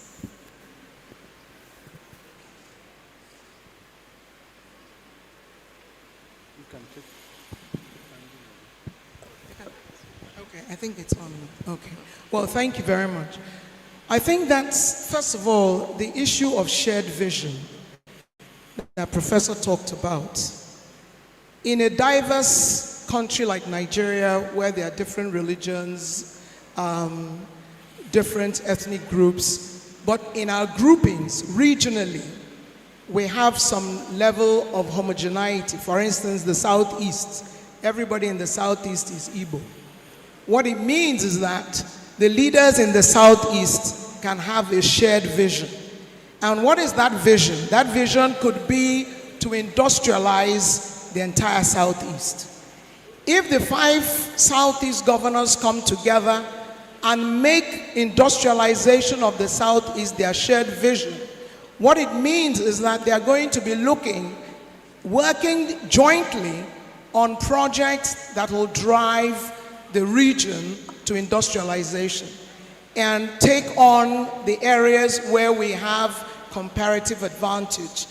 And in the Southeast, we have human resources, major comparative advantage. A place like Enugu has made itself an educational capital, so it can take advantage of that. We have airports. Anambra State, we have rice production, which is agriculture. That means you can provide transport, something like a rail transport that covers the entire Southeast can totally transform the Southeast, employ a lot of people, create a number of jobs, and change the face of the Southeast from just that one sector alone.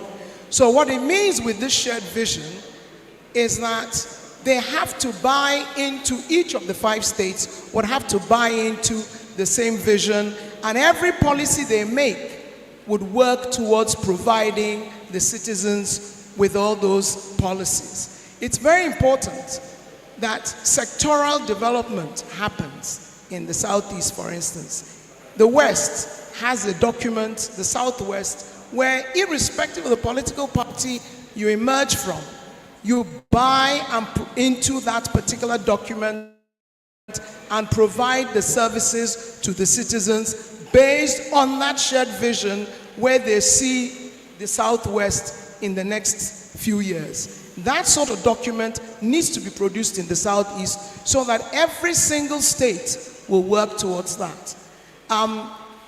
It's something that they might not have the money to do, the governments. That's where the collaboration with the private sector comes in.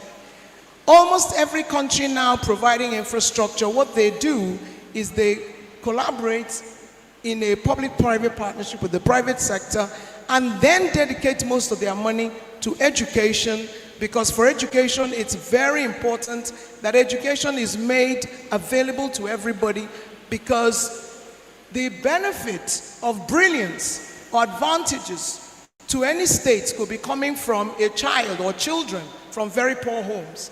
And if those children have no access to education, what it means is that that state or that region might be losing out because their parents cannot afford to pay for them. So it's very important that things like education are available to majority of the young people, that every young child, every child that wants to go to school will have access to quality education. Private sector can provide a lot of the things that I see government providing in Nigeria when nobody else is doing. Airports, a place like Turkey has the biggest airport in Europe today, built with about $20 billion US. Not a penny of the money of Turkish government went into that airport.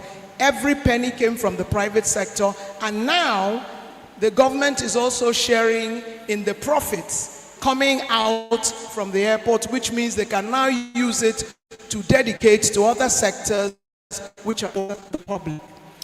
Thank you so much, Ifaniagol. Very shortly, we'll go into the audience engagement session.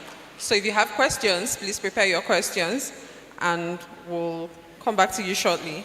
So I'll just ask one last quick question before we go into the audience engagement. Dr. Rama, the scale of industrialization that Ifaniagolu has described really implicates a role for government in de-risking private sector investments and providing an enabling environment. So, considering the lingering insecurity in most parts of the country, I'm wondering, how can the government create a more secure and conducive environment for both foreign and local investments? Okay, thank you so much. I think this is a very critical question that is very important for our national development. The issue of governments de-risking the private sector investment. Because the last person said that it's not everything that the government can do. There are certain things that are supposed to be done by the private sector. But a private sector is there to make profits.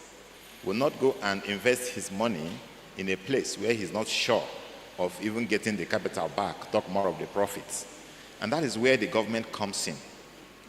There's a thing we call the ease of doing business. It's been conducted across the globe by World Bank for some time now. The key role of governments in trying to ensure to attract private sector investment into the economy is to ensure that there is the ease of doing business within the region. When you talk of ease of doing business, it cuts across so many sectors. It involves security, it involves the social factors, it involves the infrastructural facilities, it involves even human capacity that is available. So the role of government in ensuring that investors are being attracted to ensure sustainable development, because that is the key thing. The government sector, the public sector, can set the pace. But for it to be sustainable, there is need for the private sector investment to come in. And that can only be done when there is a conducive business environment. That conducive business environment involves, one, security, ensuring there is adequate security in the system, where a white man or somebody from Ajokuta, somebody from River State that is coming to Ogun State is sure of his free movement without being kidnapped. Because if the person is afraid of being kidnapped, no matter how lucrative the business may be for him, he won't come invest. So there should be a provision of that security. We're talking about also the infrastructure. The infrastructure from road, the water, and so many other infrastructures that are supposed to be built by the government. These are the things that once the government actualizes them, you are going to see that private sectors will be trooping into the economy to invest. You know, sorry, I'm representing Enugu State here, so I won't go without actually telling you that this is the philosophy of what you're seeing in Enugu State now. Look at this place we are using now. I know all of us know how it was some years ago. This occasion wouldn't have taken place here if not because of the determination of His Excellency to ensure ease of doing business in Enugu State. Enugu State is going to host NBA very soon, which has not happened before. Why is that going on? Because we have provided the conducive environment for such high caliber individuals to come into Enugu State, and then they feel free, and then they have the conducive environment where they can conduct their annual workshop comfortably. Even at the Ministry of Finance, they are pleading with me that they want to come to Enugu to NACOFED. NACOFED is a national program that is going on every year in different states. Some people lobby for it to be done in their place. But in our own case now, I'm being pleaded to convince His Excellency that they want to come and have it here in Enugu. Why are all these things happened?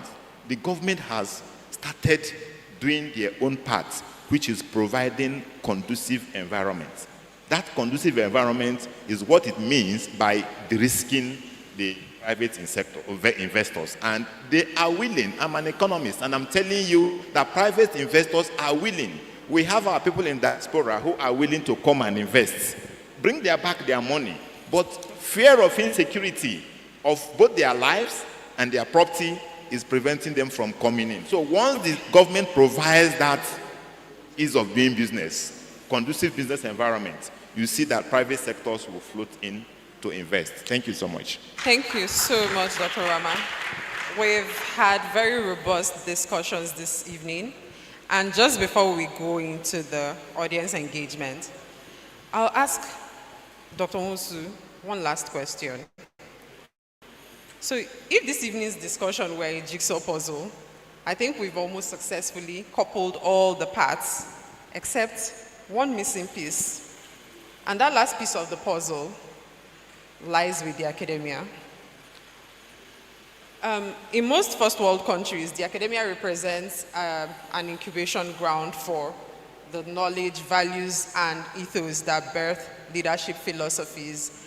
So I'm wondering, how can the Nigerian academic community contribute more effectively to shaping leadership mindsets? Okay, thank you. How can the Nigerian academic... Dr. Mosu, in 2 minutes or less, please. Allow me to answer this question. It's the most important, so don't cut me short.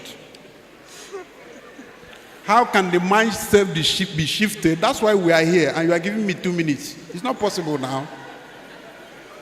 Are we listening? First and most importantly, we should learn to teach people the sense of shame. People are shameless in leadership. That's why they steal what their great-grandchildren cannot finish.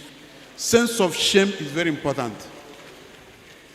In addition to sense of shame, inculcating sense of honor. That's letting people know that stealing diminishes you. Stealing makes you less of a man. That's value. It can be taught in academic institutions. We look at it as something too ethical to be taught in school. But let me tell you, after Meiji Restoration in Japan, a certain American naval officer sailed to their shores. They were so impressed with the technology of a steamer running a vessel. And they took the ruling class of Japan to visit United States and Europe. After that visit, and seeing the changes that modernity has brought to United States and Europe, they saw that the magic lied in learning, education. And the only way learning can take place meaningfully is by also inculcating an important software, which is discipline. So the first thing Japan did was to make their school system the temple of virtue. That's why they learn cleanliness, they learn respectfulness, they learn to be organized. And in fact, a Chilean technocrat compared the intelligence of the average Japanese youth and that of a Chilean youth and found that there was no difference. But in his further research, he discovered that the Japanese there was strong emphasis in some soft skills in Japan. One is organization, punctuality, cleanliness, responsibility, sense of achievement, honesty, respect for the rule of law, respect for the right of others, work ethic, and frugality. These are important emphases that you notice among the Japanese, and we can copy from that. When we come to our school system, we need to teach people values and teach them to set boundaries around those values. So that when you go into public service, learn to resign when they tell you what you do not like and what does not align with your values. I have not seen anybody resign lately I don't have any history of a minister or commissioner resigning because he was told, go and do this, even though it doesn't align with their responsibility or their, the high values they stand for. These are things or important soft skills that need to be emphasized in our school system. Thank you. Prof. Dr. Musa, are you happy now? Did you get in all your points? Are you happy? Did you? I still did it within 2 minutes. So if you want to allow me, let me talk more. Thank you so much, Dr. Musu. So I'll open the floor now to the audience if you have any questions. Okay, we have someone here and over there. Please, the ushers, can you help us pass the microphones? Okay. You know what?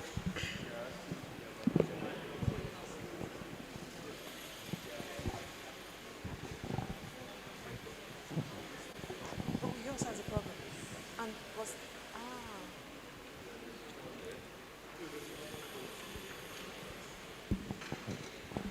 Good evening, everyone. My name is Eric Ebo. I want to join the congratulatory team to say that Professor Osita Ogbu has done a very beautiful work. I've not read the book, but I've just been flipping through pages right here. And it's a smart one. The development as attitude is smart.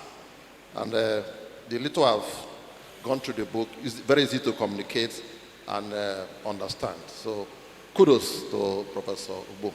Now there's an aspect that I think that we have not emphasized throughout our discussion. It's possible that Professor Ogbu is focusing on leadership, philosophy, because development as attitude is not just about leadership. So my question or my comment is, given that leadership and citizenship are two sides of the same coin, head and tail, none is inferior or superior to the other. So what is the role of citizenship in this whole development as attitude? I think that perhaps, some other session could be devoted to it, but I think that there's a fundamental issue about citizenship. Let me give you a very practical example. We all know that Enugu has improved significantly. One area that Enugu has improved is in the area of traffic lights, regulating traffic lights and all that. But we see, oftentimes I stop and meet the MOT people and ask the question. And I know that many of us have observed this issue. I ask the question severally. Keke and mini buses, are they above the law in Enugu? Because they beat the traffic. You stop at the red, at the prompt, but you see keke, you see mini buses driving off. Now we also see that in spite of the attempts to, enforce law and order in it, we still have convoys of cars, siren, blaring cars, beating traffic. So I think that let us also address the issue of citizenship. I don't know if any member of the panel can talk about that, but I think that is very important. I served for 8 years in Delta State in a top executive position. And by the grace of God, I deployed the personal values I hold very dear: transparency, accountability, honesty and all that. But I saw, and I'm convinced, that there's a greater problem with citizenship. How do they know good governance when they see it? How do they know a good leader when they see it? Thank you very much. Thank you. The lady, we have a lady over there. Sorry, the lady over there. The lady.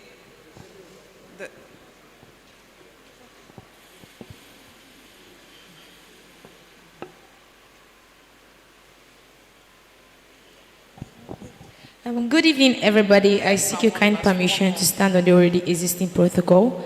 Thank you so much, Prof. Thank you so much for the discuss this evening. My question goes thus: what strategies can be employed to harness the energy and creativity of young Nigerian youth in promoting a development-oriented attitude? Thank you. Yeah. Sorry, can you take that again? Okay. My question goes thus: what strategies can be employed? Can you lower the mic from your mouth a little bit so that we can hear you? Okay.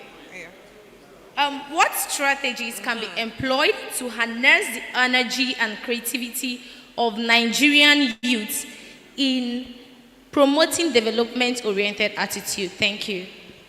Okay.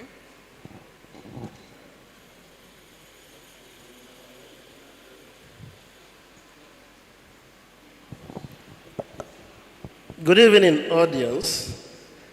Let me join every other person who has thanked and commended erudite Professor Ogbu. This conversation has become extremely important now in Nigeria. I am not going to be asking questions. I just want to make a little contribution. For us to achieve development, of course, he has told us it's an attitude. I think it is important that we begin to emphasize two things. One is education. I think it was Socrates who reminded us that any great leader that has contemplated the building of a great empire has taken seriously the education of youth.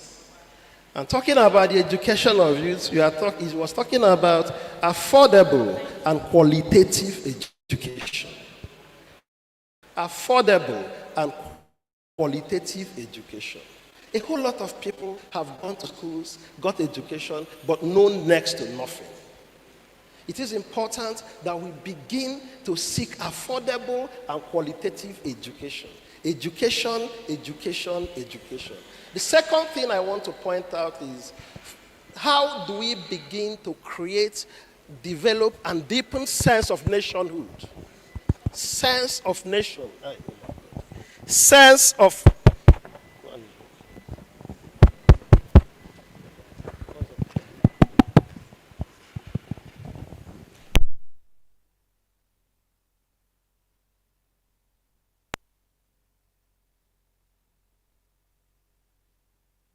because they believed in Eastern region. Ditto the West, ditto the North. They believed in their different regions. Today, we have people in positions of power, we have governors who do not even believe in their states. How can we begin to deepen this? Thank you very much.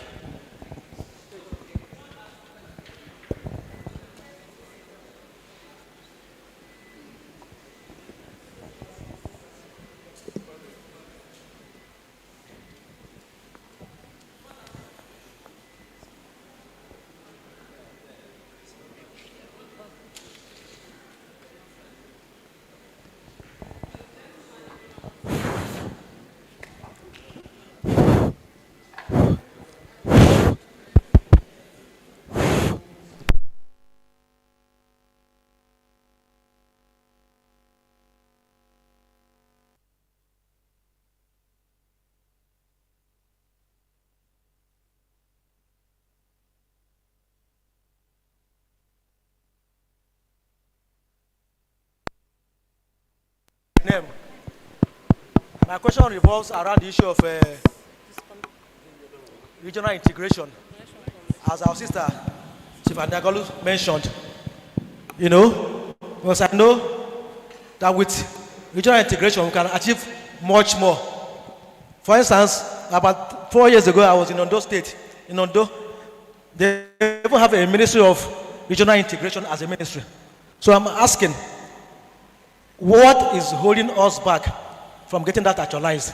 But I know in the past, we have Senec, Engineer Chris Okoye, we have Senec of Prof. Naji. Why are we not able to advance along that line? Because for me, we shouldn't just think of Southeast. We should even think of the East as a whole, so that if we have this issue of regional integration, as of today, the federal government, they are talking of trying to repair the moribund narrow railway gauge. But if we have better regional integration, it will be easier to turn this place around. So my question is, what can be done, since it is something that is important? What can be done? What are the obstacles towards getting that actualized? Thank you. Good evening all. My name is Sam Otovez Esquire.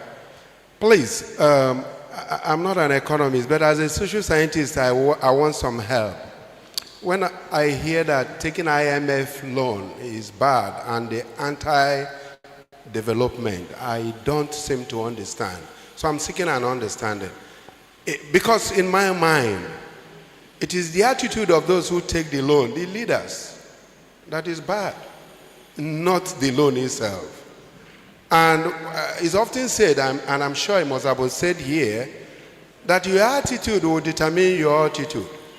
So it is the attitude of the leaders that take loan that has determined the altitude of the development achieved from that loan. So please, I need a help if my understanding is wrong. Thank you very much. Thank you. So can you hand the mic to Prof? Hand the mic to Prof.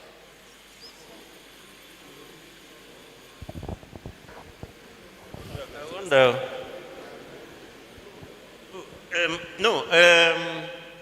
Where's the Professor cable? Check the title of the book now. It says Leadership, Philosophy, and Citizens Orientation. I think you missed that part of the citizens orientation. Eh? Is it?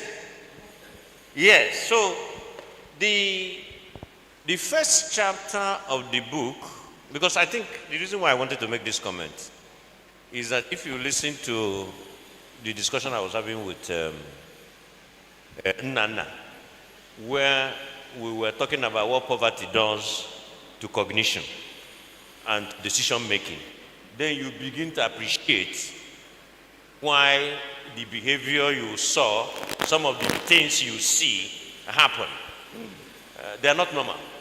And I said, when people are reduced to a certain level, don't expect citizenship responsibility. What you expect?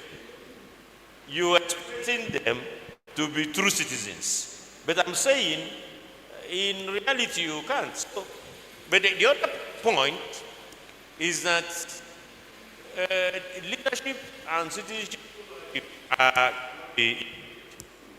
one shapes the other. So if you have, that's why great leaders, they come with skill, with, Julius Nyerere did not create a developed Tanzania, but he molded them into one nation. In fact, until recently, you go to Tanzania, you don't know that they have tribes. Yeah, you don't hear things like that, especially with the language of Kiswahili and so on. So to your point, followership is extremely important, and that is why that Onye Buigu Kewu Neso was actually addressing the problem of followership. Whether all of us have become goats who simply follow the leader with the palm front. And by the way, recently I had a governor use the same terminology. He said, as you guys are aware, I am now the one carrying the palm front. And I was in that audience. As you guys are aware, I'm the one now carrying palm front. So you guys must do as I and I'm like, okay, this is the idea he will bring into government because he's His Excellency. So there are two sides to it that I think us must carry the greater weight of shaping how followers behave. Thank you.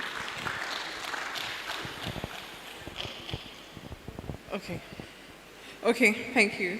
So just quickly, our panelists will take a few minutes to respond to the questions and share their final thoughts.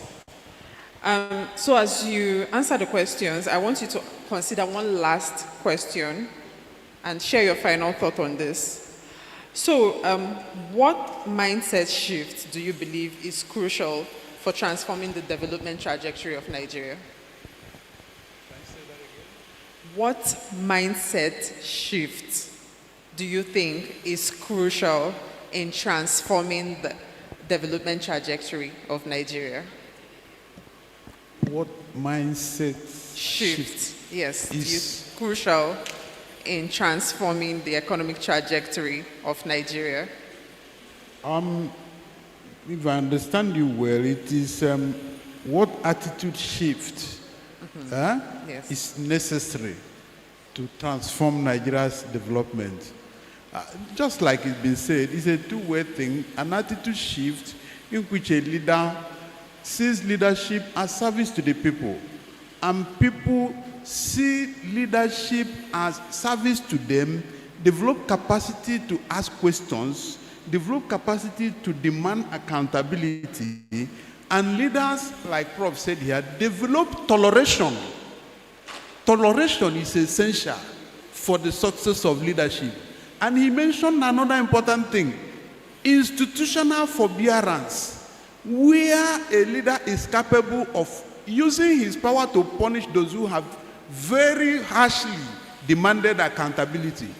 But for the essence, for the purpose that demand of accountability serves, they allow it to be. So this attitude of participating as co-owners, co-members of the community is very important. Then for leaders, let them focus on creating a community that cares. If we have a community that cares, people will be less disposed to undermine it.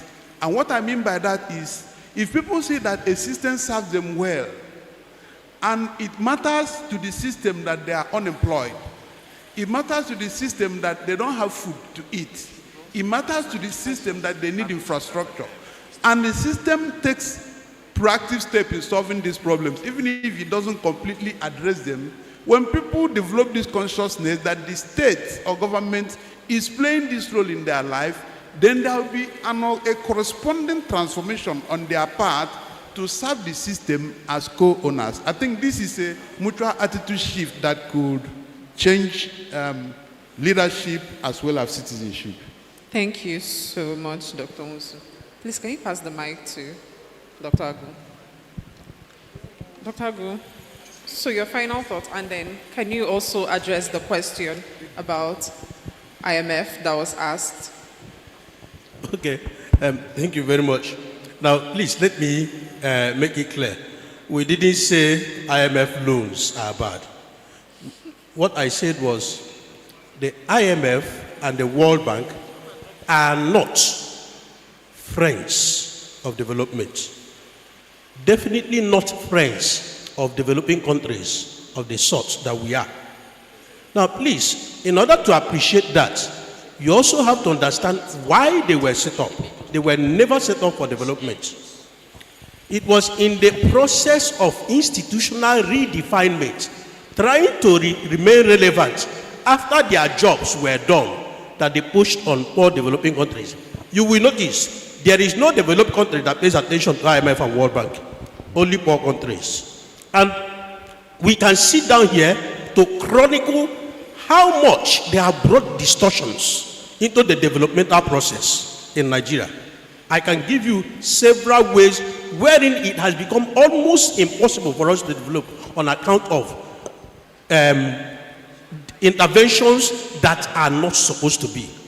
IMF and World Bank officers are international civil servants that are just seeking a means of promoting their own career. And if you don't understand it that way, you are likely going to run into trouble thinking that they have come to help us. They are not helping us at all. Now, that's said, on the matter of what do you call it? The mindset. Now, I think I will refer it back to the point that Prof. Sebo raised. Namely, you see, the Okada man that is jumping there are no, listen, I told him the relevance of that thing. There is also no sanction for him. There is, okay, let me use the word inadequate sanction for him to do what he's doing. Now, is there a way we can get to their unions and get their unions to realize that if we ever catch you, your keke will remain with the government for a minimum of 1 month before you even begin to talk about, there are things you put in place, and if it is avoided by their unions, those things will stop. So many of them get driving licenses without training. On the other hand, is the fact that is the pull factor. The push factor is that they are under pressure for money. They are driven by poverty. And these two problems, whether the pull factor or the push factor, can be solved by governments. You can retrain them. You can put the constraints. And you can also find a means of reducing the poverty that they are. And I think that's what we are dealing with. If you can just provide the services that government ought to provide, and many of them are not under the kind of pressure that they are, they will stop some of those misbehaviors. I think maybe getting into others may now mean dealing with different aspects of mindsets. For me, one final thing, if a politician gets appointed onto an office and invites me to come and celebrate with him for the appointment, if I go there, what I'm telling him is that I'm endorsing your intention to steal. Now, why would a politician celebrate appointments? It is because he has seen it as, my access to national cake. Now, me that's invited, you are free to celebrate, but I am not free to come and be part of your criminality. I think those are the kinds of changes we need to have in our mindset in order to ensure that Nigeria works for all of us. Thank you so much. Dr. Rama, okay. wanted to contribute to that. All right, thank you so much. I think I will add a little to your response on the issue of IMF and World Bank loan. Yes, the research has been conducted, empirical research has been conducted on these issues. It's not only loan, even the aids, not loan, even the aids that are coming from what we call the foreign aids, there has been a research conducted, and evidence is showing that they have not been useful in the growth and development of African nations. Reality that the intention, you asked about the intention, he was talking about, is it that the intention is bad or that those who received it didn't use it well? But I'm telling you, as a researcher, I've worked in that area for some time, even the intention of giving you that aid, foreign aid, is not for you to grow, it's not for you to develop, it's for you to remain financially dependent on them. To ensure that politically you are independent, but financially you are dependent.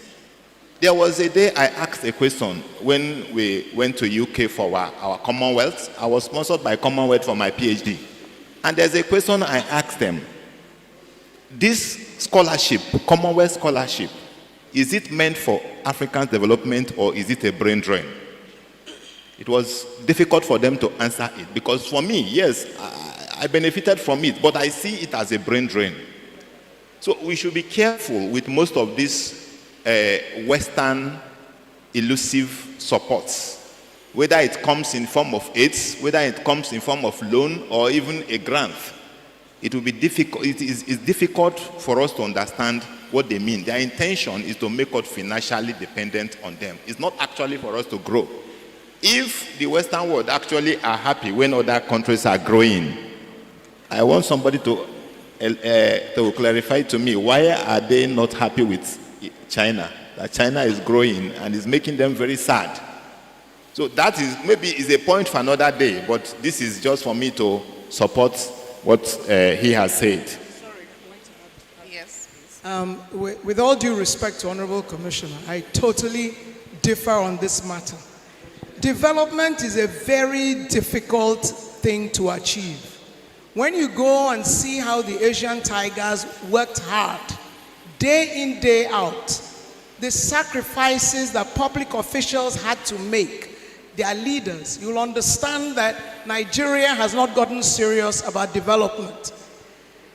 When the World Bank and the IMF, they have board of directors, their job, it's a bank, is to bring profit to their shareholders with a development tinge. But it is your responsibility as the owner of your country to sit down and negotiate what you want. The problem we have is that we are not sending our people out, and our people go out and they are lazy to do the work that is necessary to be able to earn and get the funds to their own benefit. The Asian tigers, we're talking about China, we're talking about Thailand, we're talking about Singapore, they all use World Bank and IMF money, but they use it on their own terms. The Nigerians go to negotiate, and they go and shop, and they go and enjoy the nice hotels. Hard work is development. It's not a joke. It is a serious business. And the sooner our leaders and politicians understand that this is not a walk in the path, the better for all of us. We're not going to see the development we wish to have because it doesn't come by a magic wand. When you read this book and you follow the pathway, and for those of us in the private sector who have worked hard to take our monies, we can take our money anywhere in the world. Some of us have made the choice to make the investment in Enugu. But when they talk about investors in Enugu, they are looking for foreigners. But we are here. It is our money. I don't have to invest in Enugu. I can go anywhere else in the world. So they need to do the work.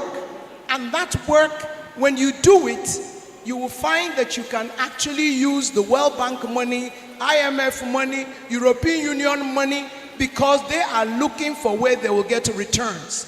If they think you're stupid, they'll give you money on your stupid terms and walk all over you. And that's basically how it works in the private sector. Nobody's going to give it to you for free. I had to make that intervention. We are saying the same thing.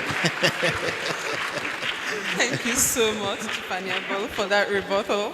That was quite interesting. Yes, I think it's... So, just, Tiffany Ogbu, can you just quickly address the last question on strategies to, I think it was from the lady, the strategies to harness the energy of the youth in development, nation building? Yes, yes, the young lady that asked for strategies. You know, it's a difficult, my heart goes out to young people in Nigeria today because there are not as many opportunities open to them as there should be. But one thing I always tell young people is that for every adversity is an opportunity. Unfortunately, we spend a lot of time complaining about what is not done right. For everything that is not done right is an opportunity for you to take advantage and see how you can use it to your benefit. How I try to give examples of when some of us were starting off in the private sector. I used to look at newspapers, and every time I saw negative news, I asked myself, how can I turn this negative news into business? I like to tell the story of the young lady that started pure water business in Enugu. Of course, she's no longer doing pure water now. Where she lived, there was no water.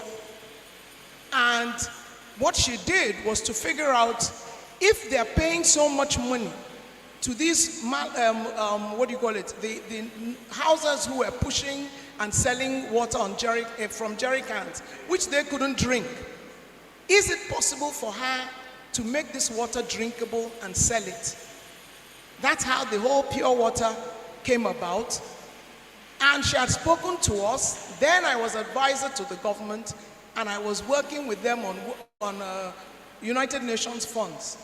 And they got funding to be able to produce pure water in sachet packets. Somebody produced the sachet, she bought the sachet, and that's how she started the business of pure water. At the time, the only person before she got bigger and into other businesses. So as much as there's difficulty in the country, there's a lot of opportunities. The fortunate thing is that a lot of young people don't realize how much work they need to do to be able to get this opportunity. In China, young people, you go to school, you start work at 6:30 in the morning, you don't finish till about 9, 10 at night. And this is the China producing all these things that we're all buying. Everybody wants to consume in Nigeria. Who's going to do the work? So, as much as there's disappointment from the part of leaders and politicians, you also have to task yourself. There's the internet. The world is at your palm. That there's so much you can get. There's no business. They even teach you how to make a gun on the internet. I didn't say make a gun, but I'm just giving you an example. So you need to use your creativity and your God-given talent to think out of the box. There's no jobs. How can you support yourself? There's opportunities, but you need to open your eyes to see them. Thank you so much, Ifeanyi Agbalu. Dr. Rama. Okay, thank you so much. I think she has addressed the question very well, but because of an extension of the program we had yesterday, Prof and my mentor were all together in that program where the Nsukka Chamber of Commerce were discussing about rethinking the growth of Nsukka. I think the key thing, the key takeaway we had that yesterday is a summary of what she has said. There is need for a mindset reorientation of our youths on taking their destiny in their hands. That statement that your destiny is in your hands, I think we've not really understood it. It is easy for us to point fingers of our leaders are not doing this, my father did not do this, this is not possible. But I would like us to conclude by saying that there is need to reorient our youths to ensure, to see that they have the potential to develop themselves even without the government, even without anybody. What it takes is the willpower to say, I can do this, and you start it and it will be done. I think that's what I need to add in what you have contributed. The mindset reorientation in seeing the capacity in you and taking the blame by yourself. That is not the work of your father for you to grow. It's not that of government. You can grow without government. Most people that made it didn't make it from the money their father gave them. Not the money, not government support that made them to make it. We were with Peace Mass Transit, and he explained how he made it without the support of government. And we all know about the growth of Peace Mass Transit now. Thank you. Thank you so much. I think this is a great place to put a pause to this conversation today. I say a pause because the conversation doesn't end here. We'll continue this conversation in Lagos on the 30th of April. So I'd really like to thank our esteemed panelists for their time and the instructive insights they've shared this evening. The contributions you've made here today would be very useful in illuminating our paths as we continue to seek the answers to our development issues and challenges. I also like to appreciate Professor Ogbu for putting this germ in our hands. This book will be very, very useful in helping us reframe our approach to leadership and governance now and in the future. And really, I hope everyone here is living today with a mindset shift and a renewed sense of nation, and just really going away and hoping to apply the principles and everything that we've learned here and discussed today in nation building in our various spheres of influence. So as we leave, please do well to get a copy of the book for your own personal reflections. And I think there's going to be a book signing. Prof can sign a copy of your book for you. And as I said, we'll continue this conversation in Lagos on the 30th of April. So it's not goodbye, it's see you soon. Thank you so much for your time and have a wonderful evening.